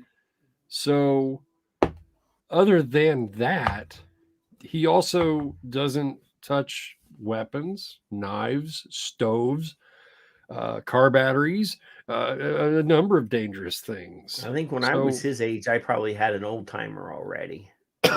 Right, I've got knives. Yeah, there's knives. No, when my grandpa gave me one. I think when I was 5. Yeah, I had one. I think I was about 7 or 8. It was my uncle's that had passed. Because I like to whittle. I eventually lost it, but I have a buck. It's just a buck knife. I don't wear it. I don't carry it around. It's just here. Just in case Janice wants to get all lippy with me, I'd knock her out first. Now, Kevin, hold your little knife up again. My little one, yeah. It's just a plain old buck. That's not a knife. That's not a knife. That's this is a knife. I'll see your knife, but I don't want to get banned on YouTube. So I can't express that. We'll just say weapons. My son he's old. He's 21. He's chosen to have one, and I know a weapon. Oh, and I taught them. I have video of him at I think he's 7 or 8 years old at a range. And so about 7 or 8 is about when they started learning about safety and things that you can do with them. And I think when I was 7 or 8, I had a 410 shotgun. There you go. So when we went to the range, it was a very serious thing. I wanted to have fun, but I wanted them to understand the very seriousness. Well, yes, you have to impart. Yeah, that it is serious. However, you can enjoy it. Yes, because you don't want to be afraid of it. Correct. Fear is a lack of knowledge. Knowledge is power. If you impart information, as well as you do it in such a way that it is enjoyable, later on they won't be like some of these panty waste people out there right now that they see a gun and they immediately start shaking and quivering with fear. Right. So when I see videos on social media all the time of people in places that it's legal to open carry, for example, in the Walmart, and people are cringing, while like if I would never do this. I would never walk through the Walmart with an AR-15 on my back because I wouldn't. That's not necessary. I mean, I know that it is my right to do so if I wanted to. Yeah.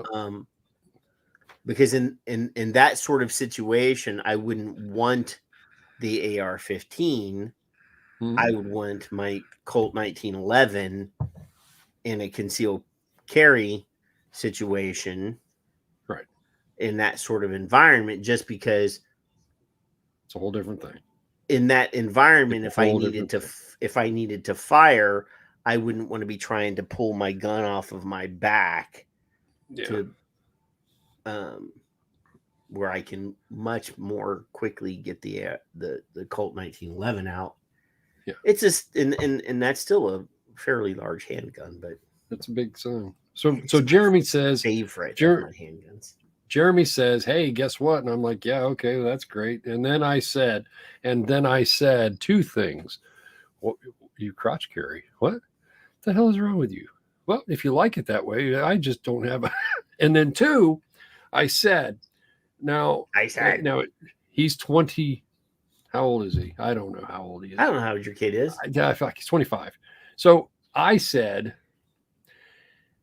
just like when you were raised, if something happens to my grandson because of your stupidity, I'm going to kill you. And he said, understood.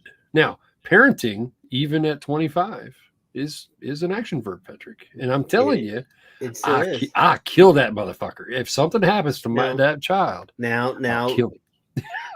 now. Kevin is not premeditating anything and just saying. No. And he assured me of his ways of handling his weapon. And I said, good for you. Good job. Right? Yeah. But let's all get I've off got the to say guns about and back onto this stupid ass Ohio vaping thing. Used for these e-cigarettes or getting exposed in another way. I want to raise the alarm that the liquid in e-cigarettes or vaping devices are proving to be an increasing risk for our young. Now, this is Ohio's bargain basement Nye the science guy, Bill Nye here with his little blue Well, he's got the bow tie like Caliph. He's got Caliph's his hero. His doctor's coat on, his blue polka dotted, horrible blue green screen going on. Yeah, anyway. yeah. Children. State data shows the number of exposures of kids 5 years old and younger to poison control last few years. These reported exposures jumped. All right. Let's decipher this just a little bit. Where's it at? All right. So in 2015, when vaping was still kind of low, yeah, there wasn't as many people. That's 89, and then 82, right in the heyday of the big spike of vaping in 2016, 2017, 2018. This is when the war first started. This is when the black market started to be created, Kev, right? Yeah, pretty much. Now, these 2 years here, well, a lot of this, somewhere in here, there's a pandemic. Kids aren't going to school. They're staying home. Yeah.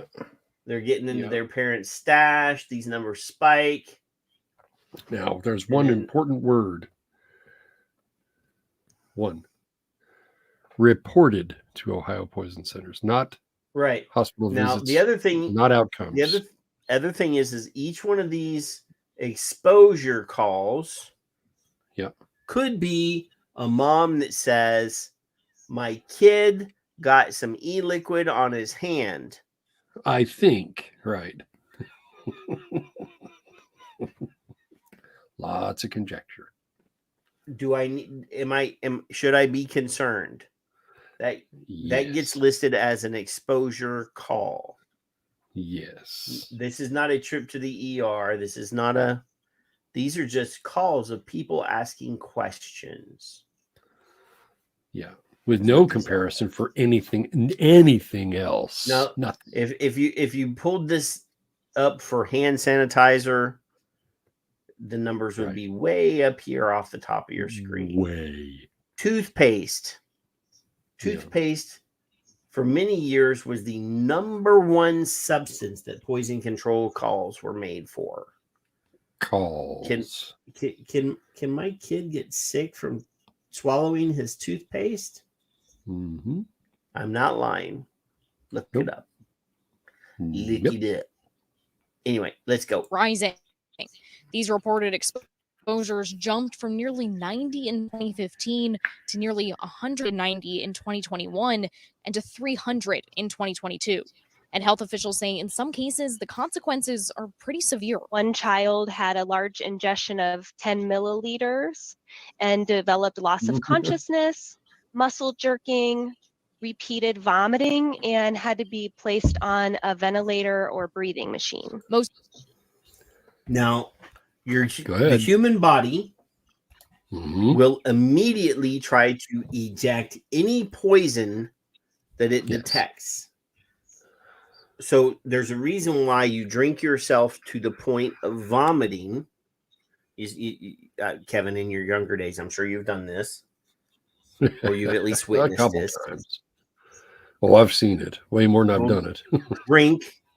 They drink. It gets to a certain level in your body, and your body says, "You know what? This ain't good." I don't like and this. Go, and then suddenly, you've emptied your stomach, and you're sober, and you're hungry, and then you start drinking again.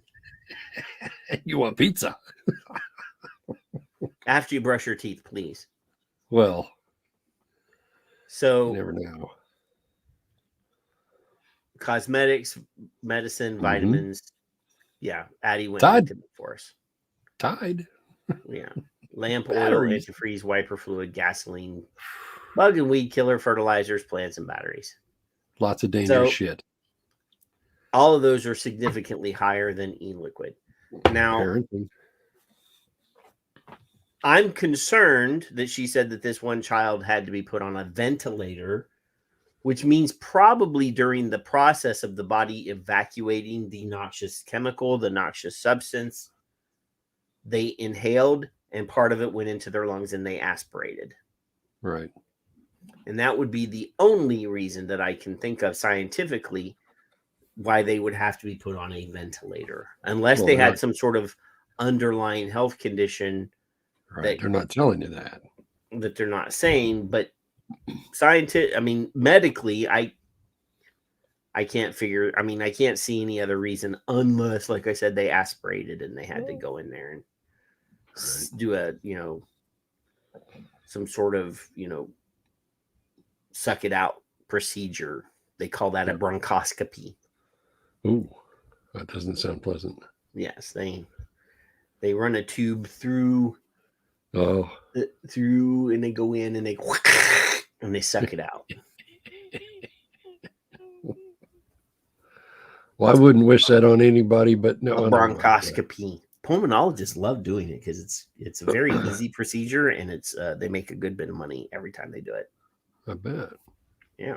Most of the symptoms health officials say they see are more mild, and the most common one is vomiting. Fast heart rates. We see jitteriness and agitation, sometimes diarrhea, and not surprisingly, irritation of the mouth. So health officials are asking e-cigarette users to make some changes. One thing that I counsel parents on when I see them in the hospital with their children for this is to not store them in a purse. State health officials are asking e-cigarette users. What the fuck are these kids doing in their mom's purse? Oh, I used to get in my mom's purse all the time. Never mind. What?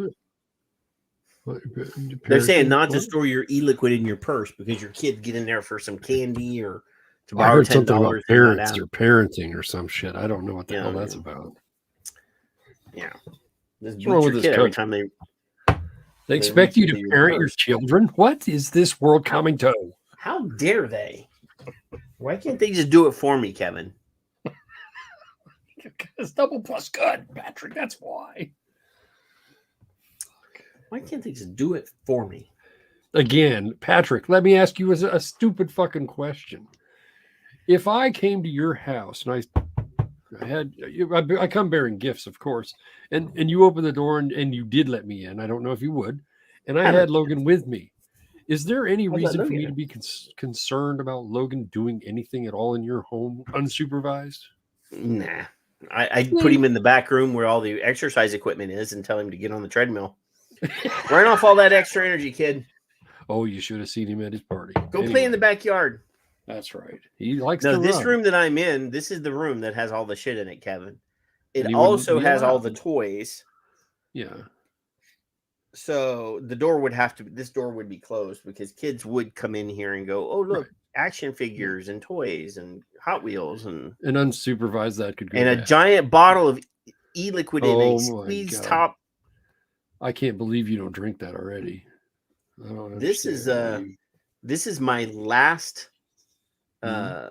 my last supply of a berry absinthe that my friend made me. Oh my! I've been Again, babying.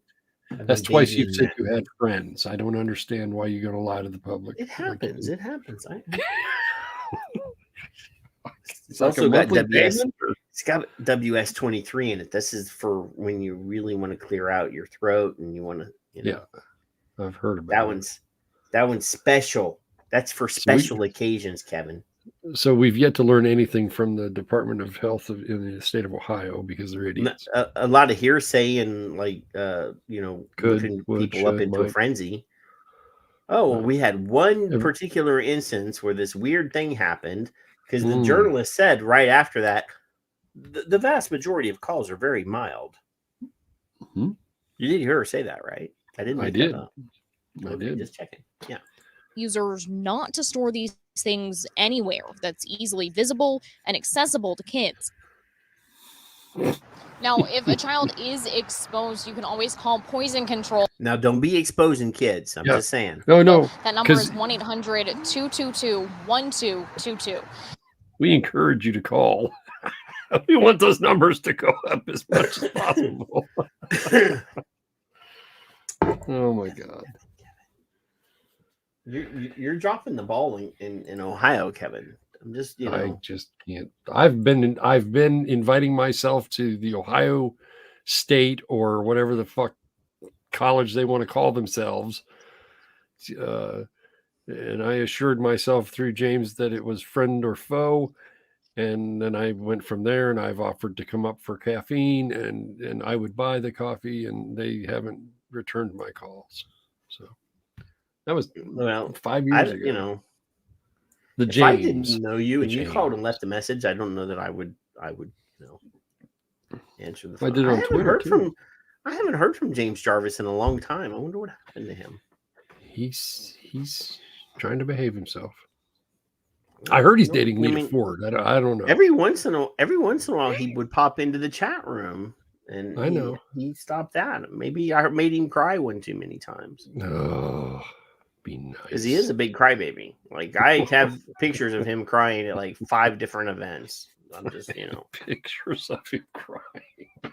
He cries. There's no crying in vaping. He's a big crybaby. I'm just saying, but I haven't heard from him in a while. I mean, him and Nick used to always be everywhere together. I think he's dating Lita Ford. I heard something about him having a date or something. I don't know. If he divorced his wife, he's a dumbass, because his wife was way outside of his league. Something about Lita, I don't know. His wife was very attractive young lady. That's all I'm gonna say. And he's kind of a dopey looking guy. I don't know. Sorry, James. You never mind. Funniest thing ever was like 4 years ago, maybe it was only several years ago. It was Phil Basardo's birthday. Yeah. And they were doing a live stream, and they were just inviting all of the friends in. Mm-hmm. And I was drinking quite heavily. No. And Phil was trying to keep up. And it got to a certain point where Phil was hitting on James Jarvis's wife. Ruh-roh. And Daniel, DJ LSB's girlfriend, right on the live stream, right in front of them. And then I was like, maybe you should hold off on drinking some more, dude. All right, next victim. I actually think that they pulled that stream down. Oh, I think Dimitri pulled that one down. But anyway, here's a second video showing how stupid Ohio is, Kevin. And today, health leaders here in Ohio are sending out a warning about vaping around children. Dr. Bruce Vanderhoff talked today about new findings that show more children are getting sick from secondhand vape smoke. He says the sick exposures has nearly tripled in the past 7 years. Young. For Christ's sake. It's the bargain basement Bill Nye the Science Guy again. I can't. Why? I mean, Bill Nye is already pretty stupid, but I mean, what do you call journalists now? Just people who are stupid? Is that what you got to go to? So the first video segment was about kids drinking e-liquid, and now it's about secondhand vaping. So this must be what my friend told me about, because it's channel 7, and this is not channel 7, which is local. This is not local either. Go on, it's the same fucking thing. They probably did a paid advertisement. This is the truth advertising thing. It's the same thing. Can be poisoned by swallowing the liquid taking a puff if they've seen someone else use it, or even from absorbing it through their skin or eyes. Well, Kev, I've fallen prey to this myself. What's that? Where I will be filling my tank and get a little bit of e-liquid on my finger. Yeah. And then like get an eyelash in front of my eye and do this, try to get my eye, and then next thing you know, my eye is burning. Yes. It Because, can happen. You know. Mm. But yep. Literally, if I have it on my finger, Kevin, and I do this, nothing happens. No. Oh no, I've done that too. And you know, I've if you get a tasted it. drop on your skin, it doesn't burn a hole in your skin and cause you to go to the hospital. I don't know who it is. I want to say it was Phil, but I don't know who it was. It's like 3 or 4 or 5 people on a show quite some time ago, and they were putting it on their wrist and their arm and like, oh nope, nothing's happening yet. I don't know who it was, but I thought, well, there you go. Well. Anywho, let's go. Dr.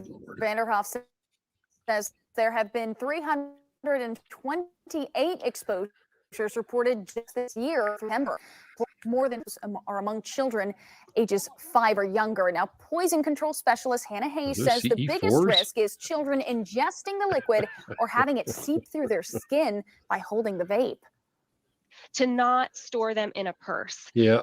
Storing in a purse is a place that a lot of people put these things, but children can easily access the products there. And we don't even want children to handle these products because... But then make sure the parents are doing their job. I'm just saying. We don't. I mean, Kevin doesn't let his grandchild handle his shit. So, yeah, I mean... No. I mean, I just want to. One of these shows, Kevin's going to come on and go, "That damn Logan! I turned my back and he grabbed my mod, and the next thing you know, he's blowing clouds in the living room. He's vaping at 5.5 or whatever. Yeah, I'll let you know. Oh, believe me, I will let you know. In fact, I'll probably take video of it and post it on TikTok. That's what I'll probably do, just in case. Well, I need the hits. Thermal or skin exposures can cause symptoms. Yeah. Now, I will say, Kevin, if I'm mixing, when I'm handling the nicotine, the 100 milligram per liter nicotine, I will indeed put gloves on while I'm handling the nicotine. Well, there you go. Just in case. I never have. Otherwise, once it's diluted, right. And if I were to get like 100 milligram per milliliter nicotine on my arm here, I'm pointing here, or even on my finger, I would probably just walk to the restroom calmly and wash my hands. You think? You think that might be a good idea? And then come back and finish the mix. But usually the nicotine is the very last thing that I add when I'm making. So. And you don't do it around children, I bet. I bet you a gazillion dollars. I hate kids, so they're not coming in my house. I don't hate kids. That's why. I have never, and I mix like, I don't know, every 6 months I make a batch and I move on. And I've never done it with, oh, Logan's coming over. Well, let me get my shit out. That makes no sense. Zero cents. Nope. Just like I don't weed eat or use that weed killer bullshit when he's here. I don't do a lot of things. You don't spray your kid with malathion, Kevin? Come on. I waited until the day after he left last year to paint this room and the other room after the children were gone, or this year, because I didn't want him even inhaling fumes from the paint. Yeah, if I ever had to paint this house, like my wife would have to go on vacation for 2 weeks because she's like, if she smells anything slightly chemically, right. He's like, I'm gonna die. I'm gonna die. We don't. So when we don't deep clean. We don't do a lot of things before So- he comes. We do it after he leaves. I don't tell my wife when the pest control guys come in to spray the house. Yeah, because you just let him. because the stuff that he uses is completely odorless. But Right. if she knows that he's there or he's been Then there, she'll come home and go, Yeah, I can, of course. oh, I have to, oh, my eyes are puffy. Yeah. But if he comes and sprays and she doesn't know he's been there, she doesn't notice it. Yeah. Funny. Yeah. Funny. Huh. At least let's keep going. Symptoms of nicotine exposure can include vomiting, fast heart rates, diarrhea, and an increase in agitation. Now, if You take my nicotine away from me and my agitation is going to increase. It's funny. You Those think- symptoms are also caused by being in tobacco control. Diarrhea, cha-cha-cha. your child has been exposed, call poison control at 1-800-222-1222. So, Patrick, let me ask you a question. They use the same. They use the same two. I don't know if you call them sound bites or video bites or whatever they call them. The same two propaganda videos for two different stories. One is inhaling and one is poison. They mix the poison in the second, but the first was definitely ingestion. The second, well, with a touch of inhalation. The second one was inhalation with a touch of with stupidity as well. Mm-hmm. But they just sent these out and went, let y'all can figure it out. You do what you like with it. Have fun. I'm pretty sure Go on that back was to your day. embedded advertisement.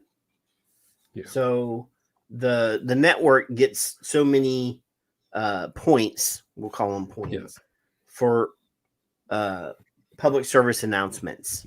Right. PSAs. They have to do so many of these a year. So let's call the Department of Health and get them to send some video out that we can play on the thing for our community engagement credits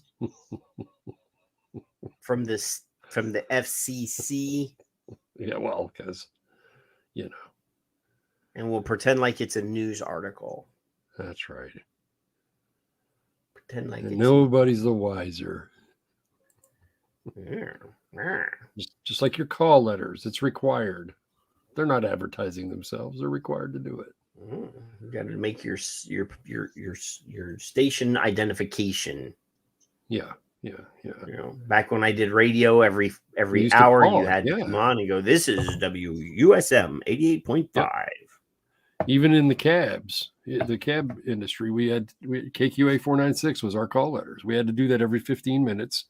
It also automatically did a digital bullshit story, but we still had to do that with the safety message as well to the drivers. Like KQA 496, it's 802. A slow dog is a dead dog. Things like that. Wow. Because I got written up for that one. They weren't very happy. Dog is a dead dog. Well, you got to keep your dog on a leash. Is what. Anyway. So anyway, Kev. Yeah. We're at the time.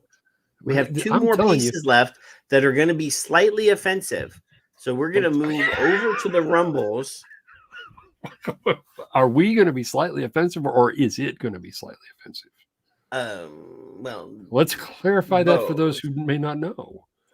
And this is why we're the number one show right now, today at this moment at 12:14 a.m. Eastern. It's because we're slightly controversial, and we love all of you. So you go to the Rumble place or whatever, and you'll hear what else we're going to do. That's No,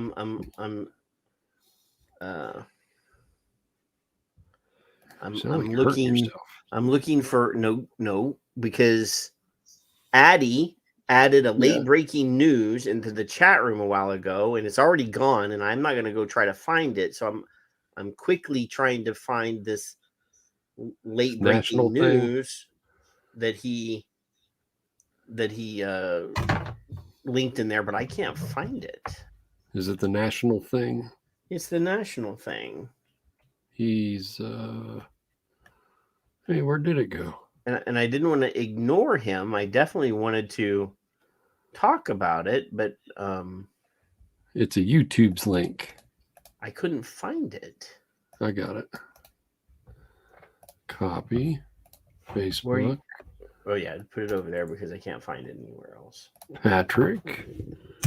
Bing. Oh, that's Grim Green. That's Grim. Yeah, I don't want to play Grim's whole video.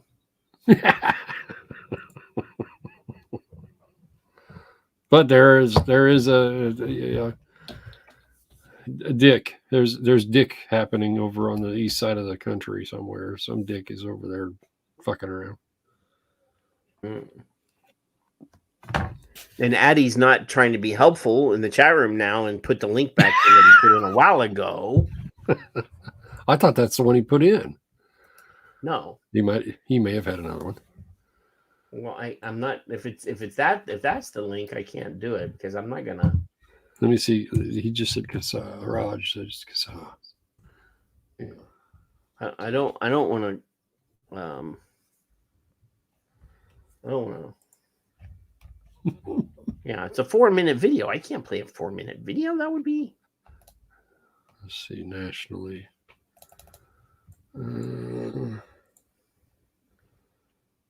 Here we go. Crazy.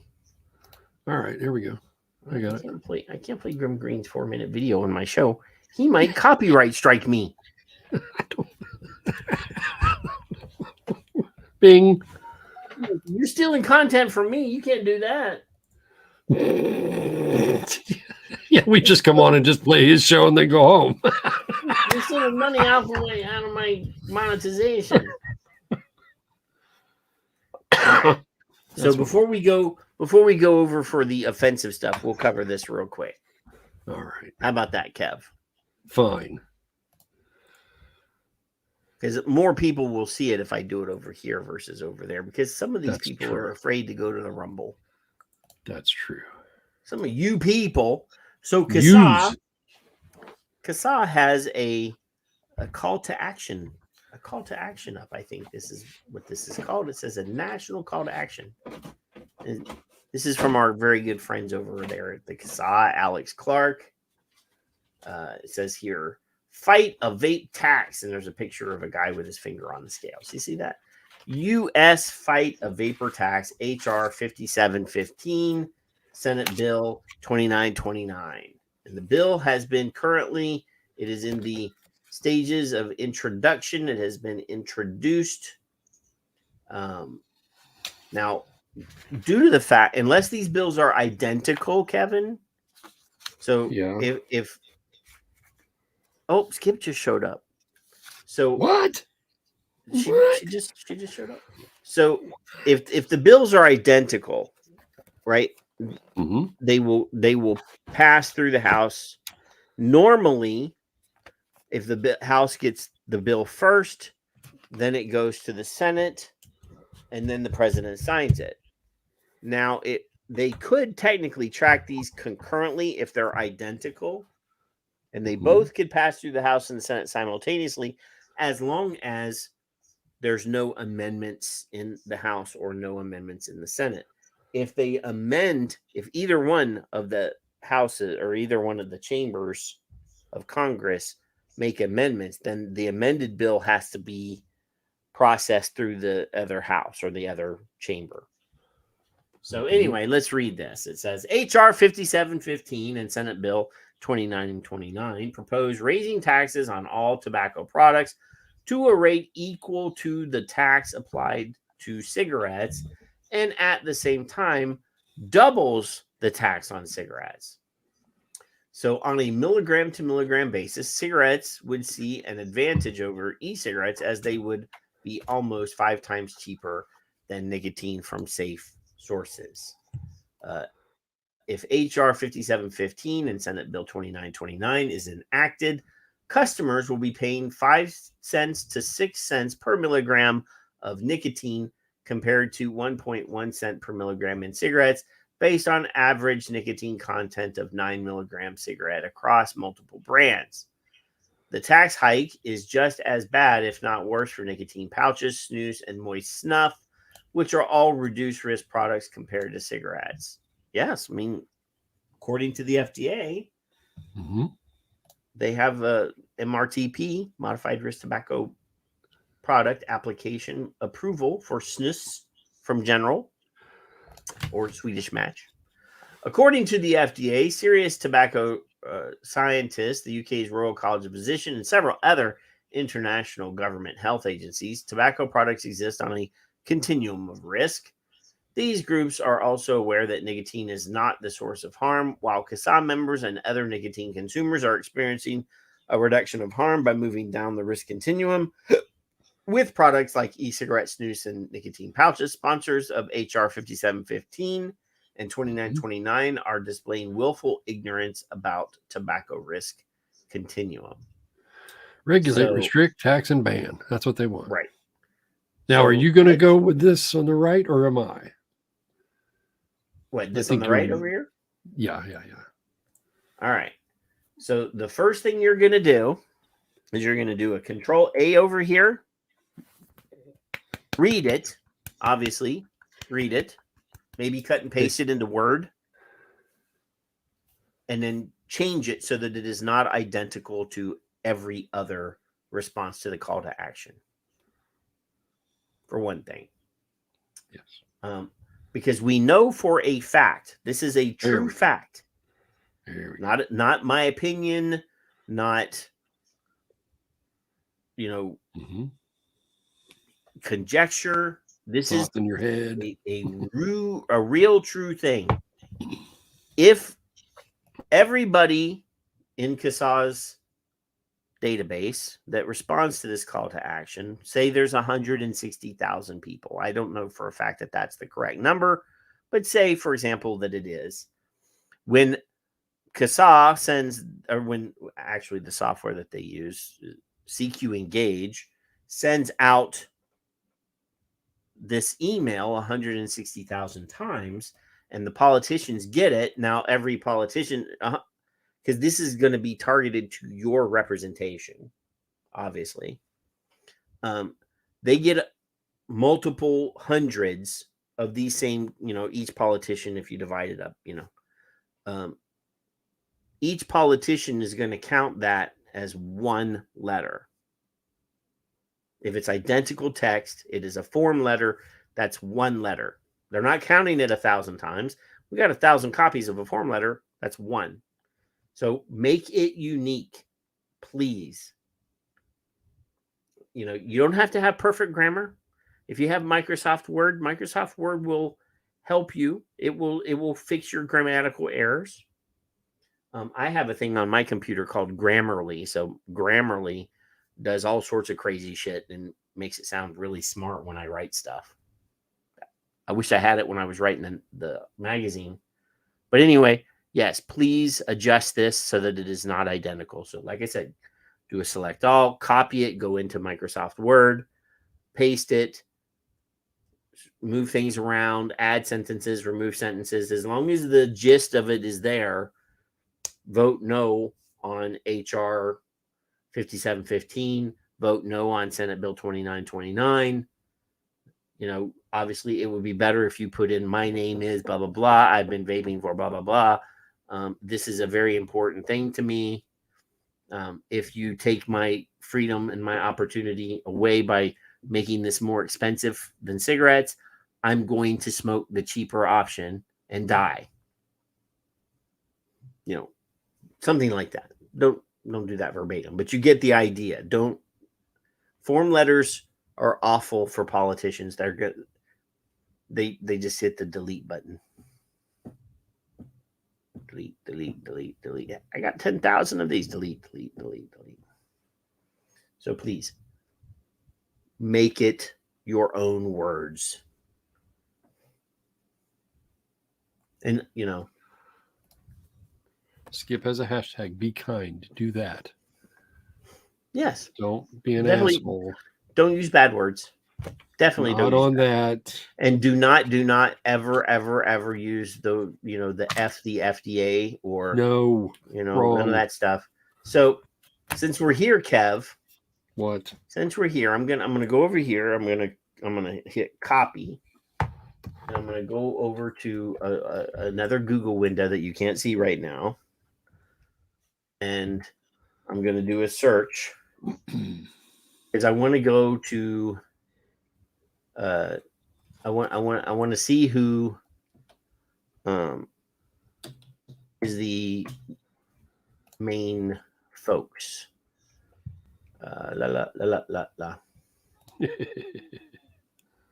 U.S. House of Representatives, blah blah blah. See, U.S. House of Representatives. Bill tracker. Bill tracker. You see, Skip was lurking for 45 minutes, right? It's a good thing you quit talking about her. I would never say anything bad about my friend Skip. You're full of poop, Kevin. Stop. We discussed last week, Skip, while we're waiting on Zippy over there, that you mentioned pie last week, and that I would have to, of course, take my ass out where you are and get pie, but we're going to eat pie, and then we're going to check on Mark. I have priorities because I miss Mark. I think she's done something bad to poor Mark. She said something about doing some house repair or something with him, but I don't know. She's probably put him inside of a wall and then bricked him in. All right. So this is governmenttrack.us. Mm-hmm. So if you go over here, I've already done it. V. And hugs. All right. So Raja. Oh, good God. Here we go. Is the main sponsor. So let's see who the co-sponsors are. I don't want to make you a PDF. Oh, look. Debbie Wasserman Schultz, Florida. Oh, imagine that. My password protected my phone. So that's harm reduction. As of right now, yeah. This is not a this is a Democrat only bill. It is one main sponsor, one co-sponsor. Overview. The bill was introduced into Congress on September 26, 2023. It will be typically will be considered by committee next before it is possibly sent on to. So this will go probably to Ways and Means since it's a tax bill. So you could technically go to a Google window and type in House Ways and Means Committee. And we go to their website. Let's see who is in this committee. So if I share this tab, here's the full committee. We scroll down. So there's Jason Smith, Vernon Bobo. So you can see Missouri, Florida, Nebraska, Pennsylvania, Arizona, Illinois, Ohio, Texas, Georgia, Kansas, PA, Oklahoma, West Virginia. La, la, la, la, la, la. So there is a very large committee. Now this is the minority. Massachusetts, Texas, California. So if you live in any state that any one of these guys or ladies or girls are in this committee, then they can be targeted because you can find out any information. So let's see, I saw Texas. Jody Arrington is over here, Texas. You can scroll on their name. You'll go to their website. Then you can either you have access to Twitter, you have access to Facebook. You can email. You can still Jody. buy a stamp. You can go over here to office locations and get addresses to offices that you can either make phone calls or send actual physical letters to and say, hey, Jody, don't vote yes on this because I'm your constituent and this is very important to me.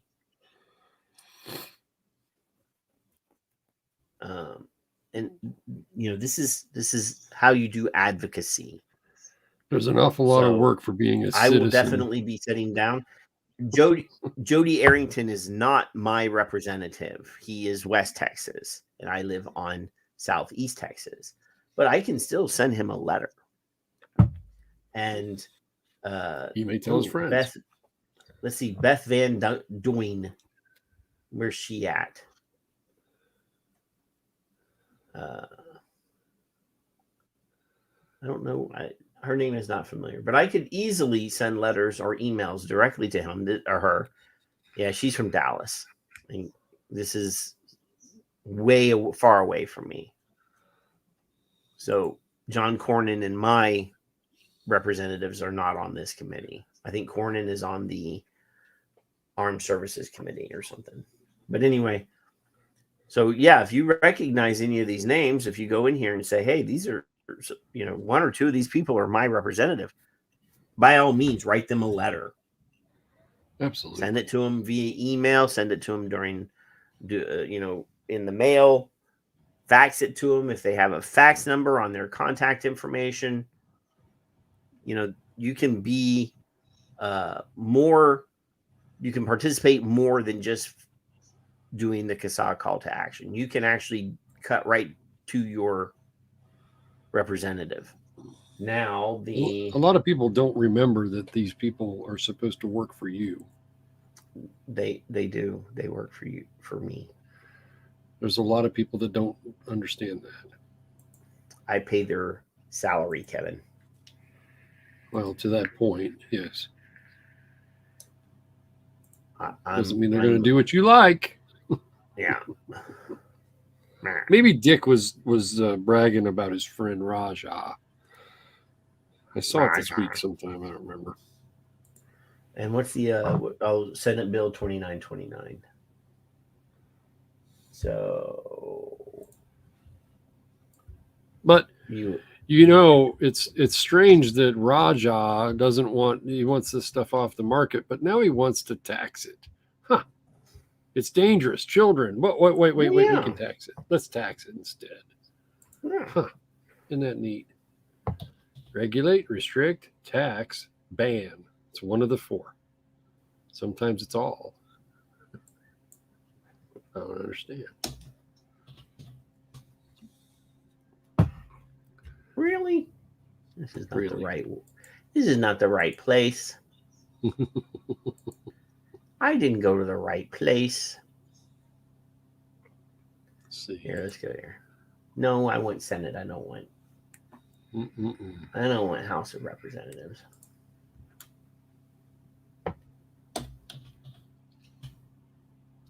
There we go.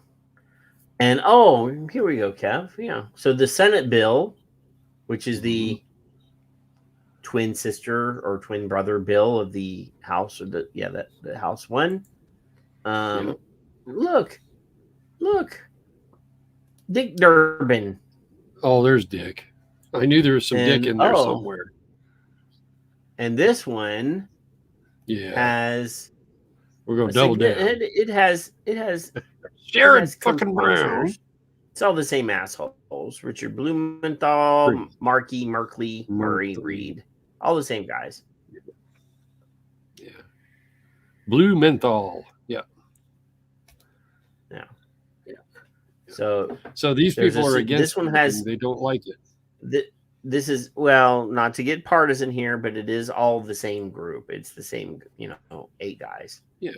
So, and again, it would be introduced. Mm-hmm. It was introduced and nothing has moved. Now, according to this government tracking website, it says that this bill has 0 chance of being enacted. Tax bills are, tax bills are kind of squirrely, especially in a bad economy. But I would never, ever, ever, ever look into a crystal ball and say this bill is not going anywhere. No, you don't do that. That has bitten us in the ass several times. So yeah, because it'll never happen. Just because this says all hell no or all hell 0, that's not 100%.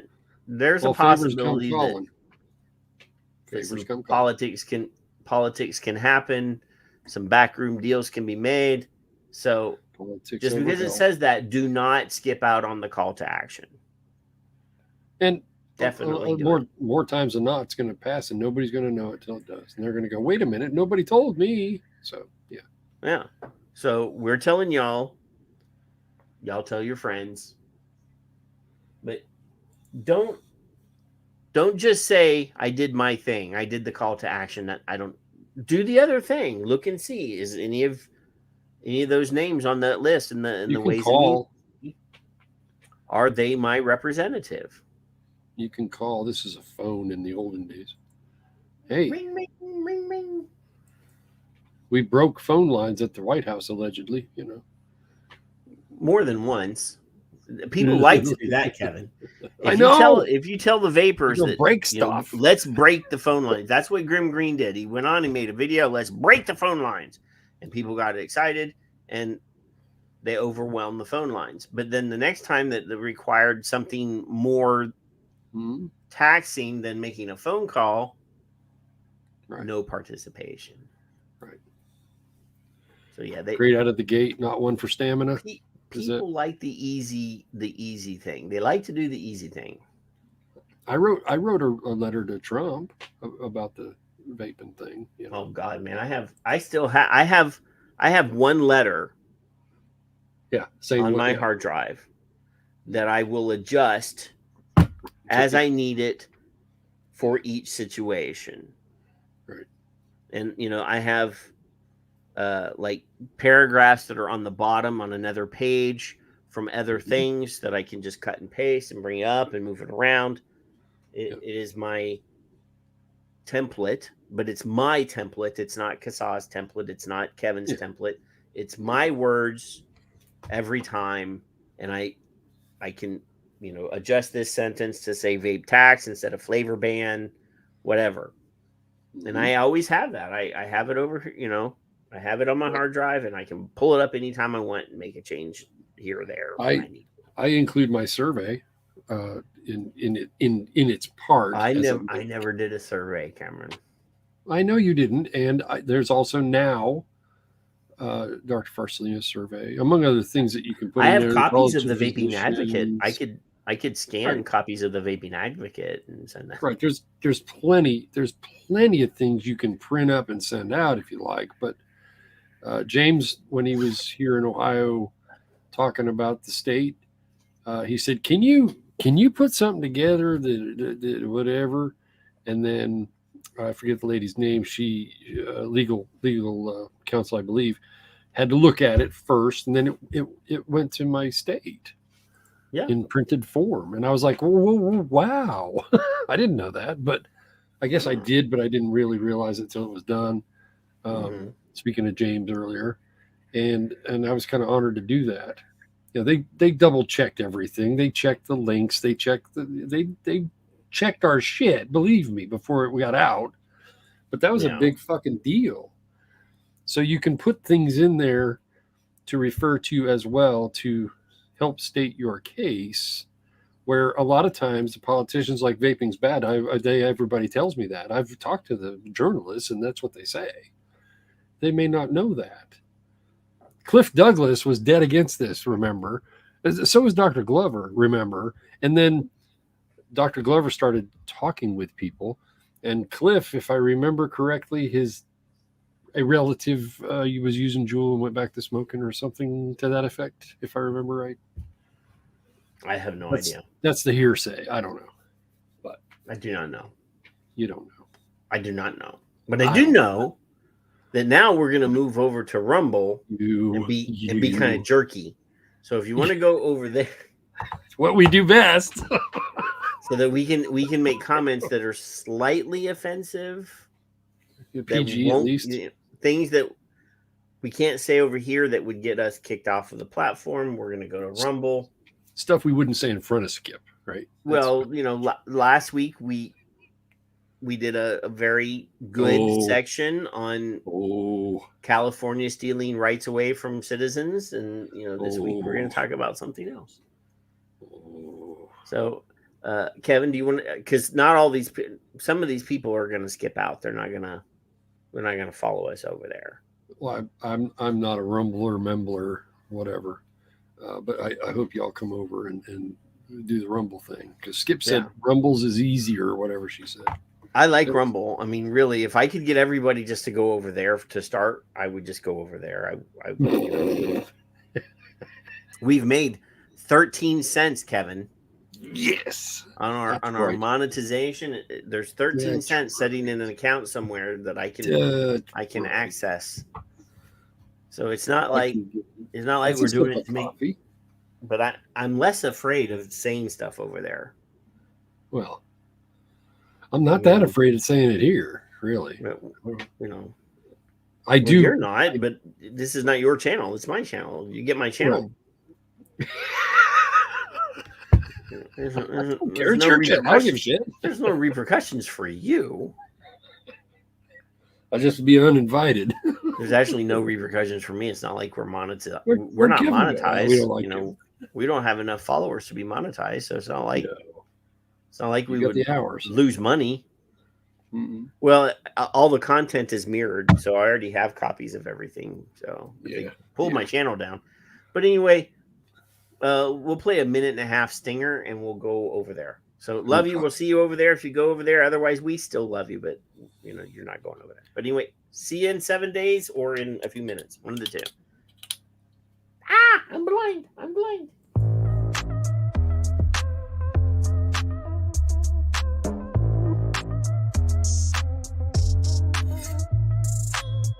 I certainly look forward to the science that's produced on this.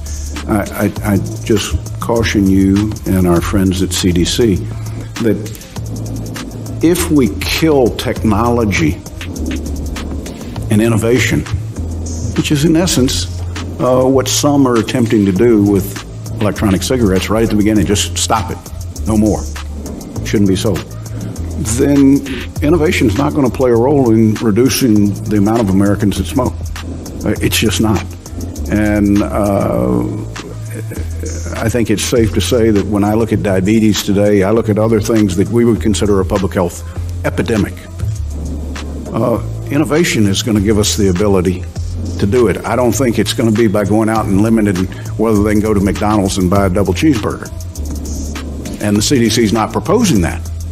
It's going to be innovation. It's going to be driving technology. It's going to be coming out with products that allow us to turn around the problem they've got. I think that's what we're talking about here, and I look forward to the work you're doing. Thank you. Thanks.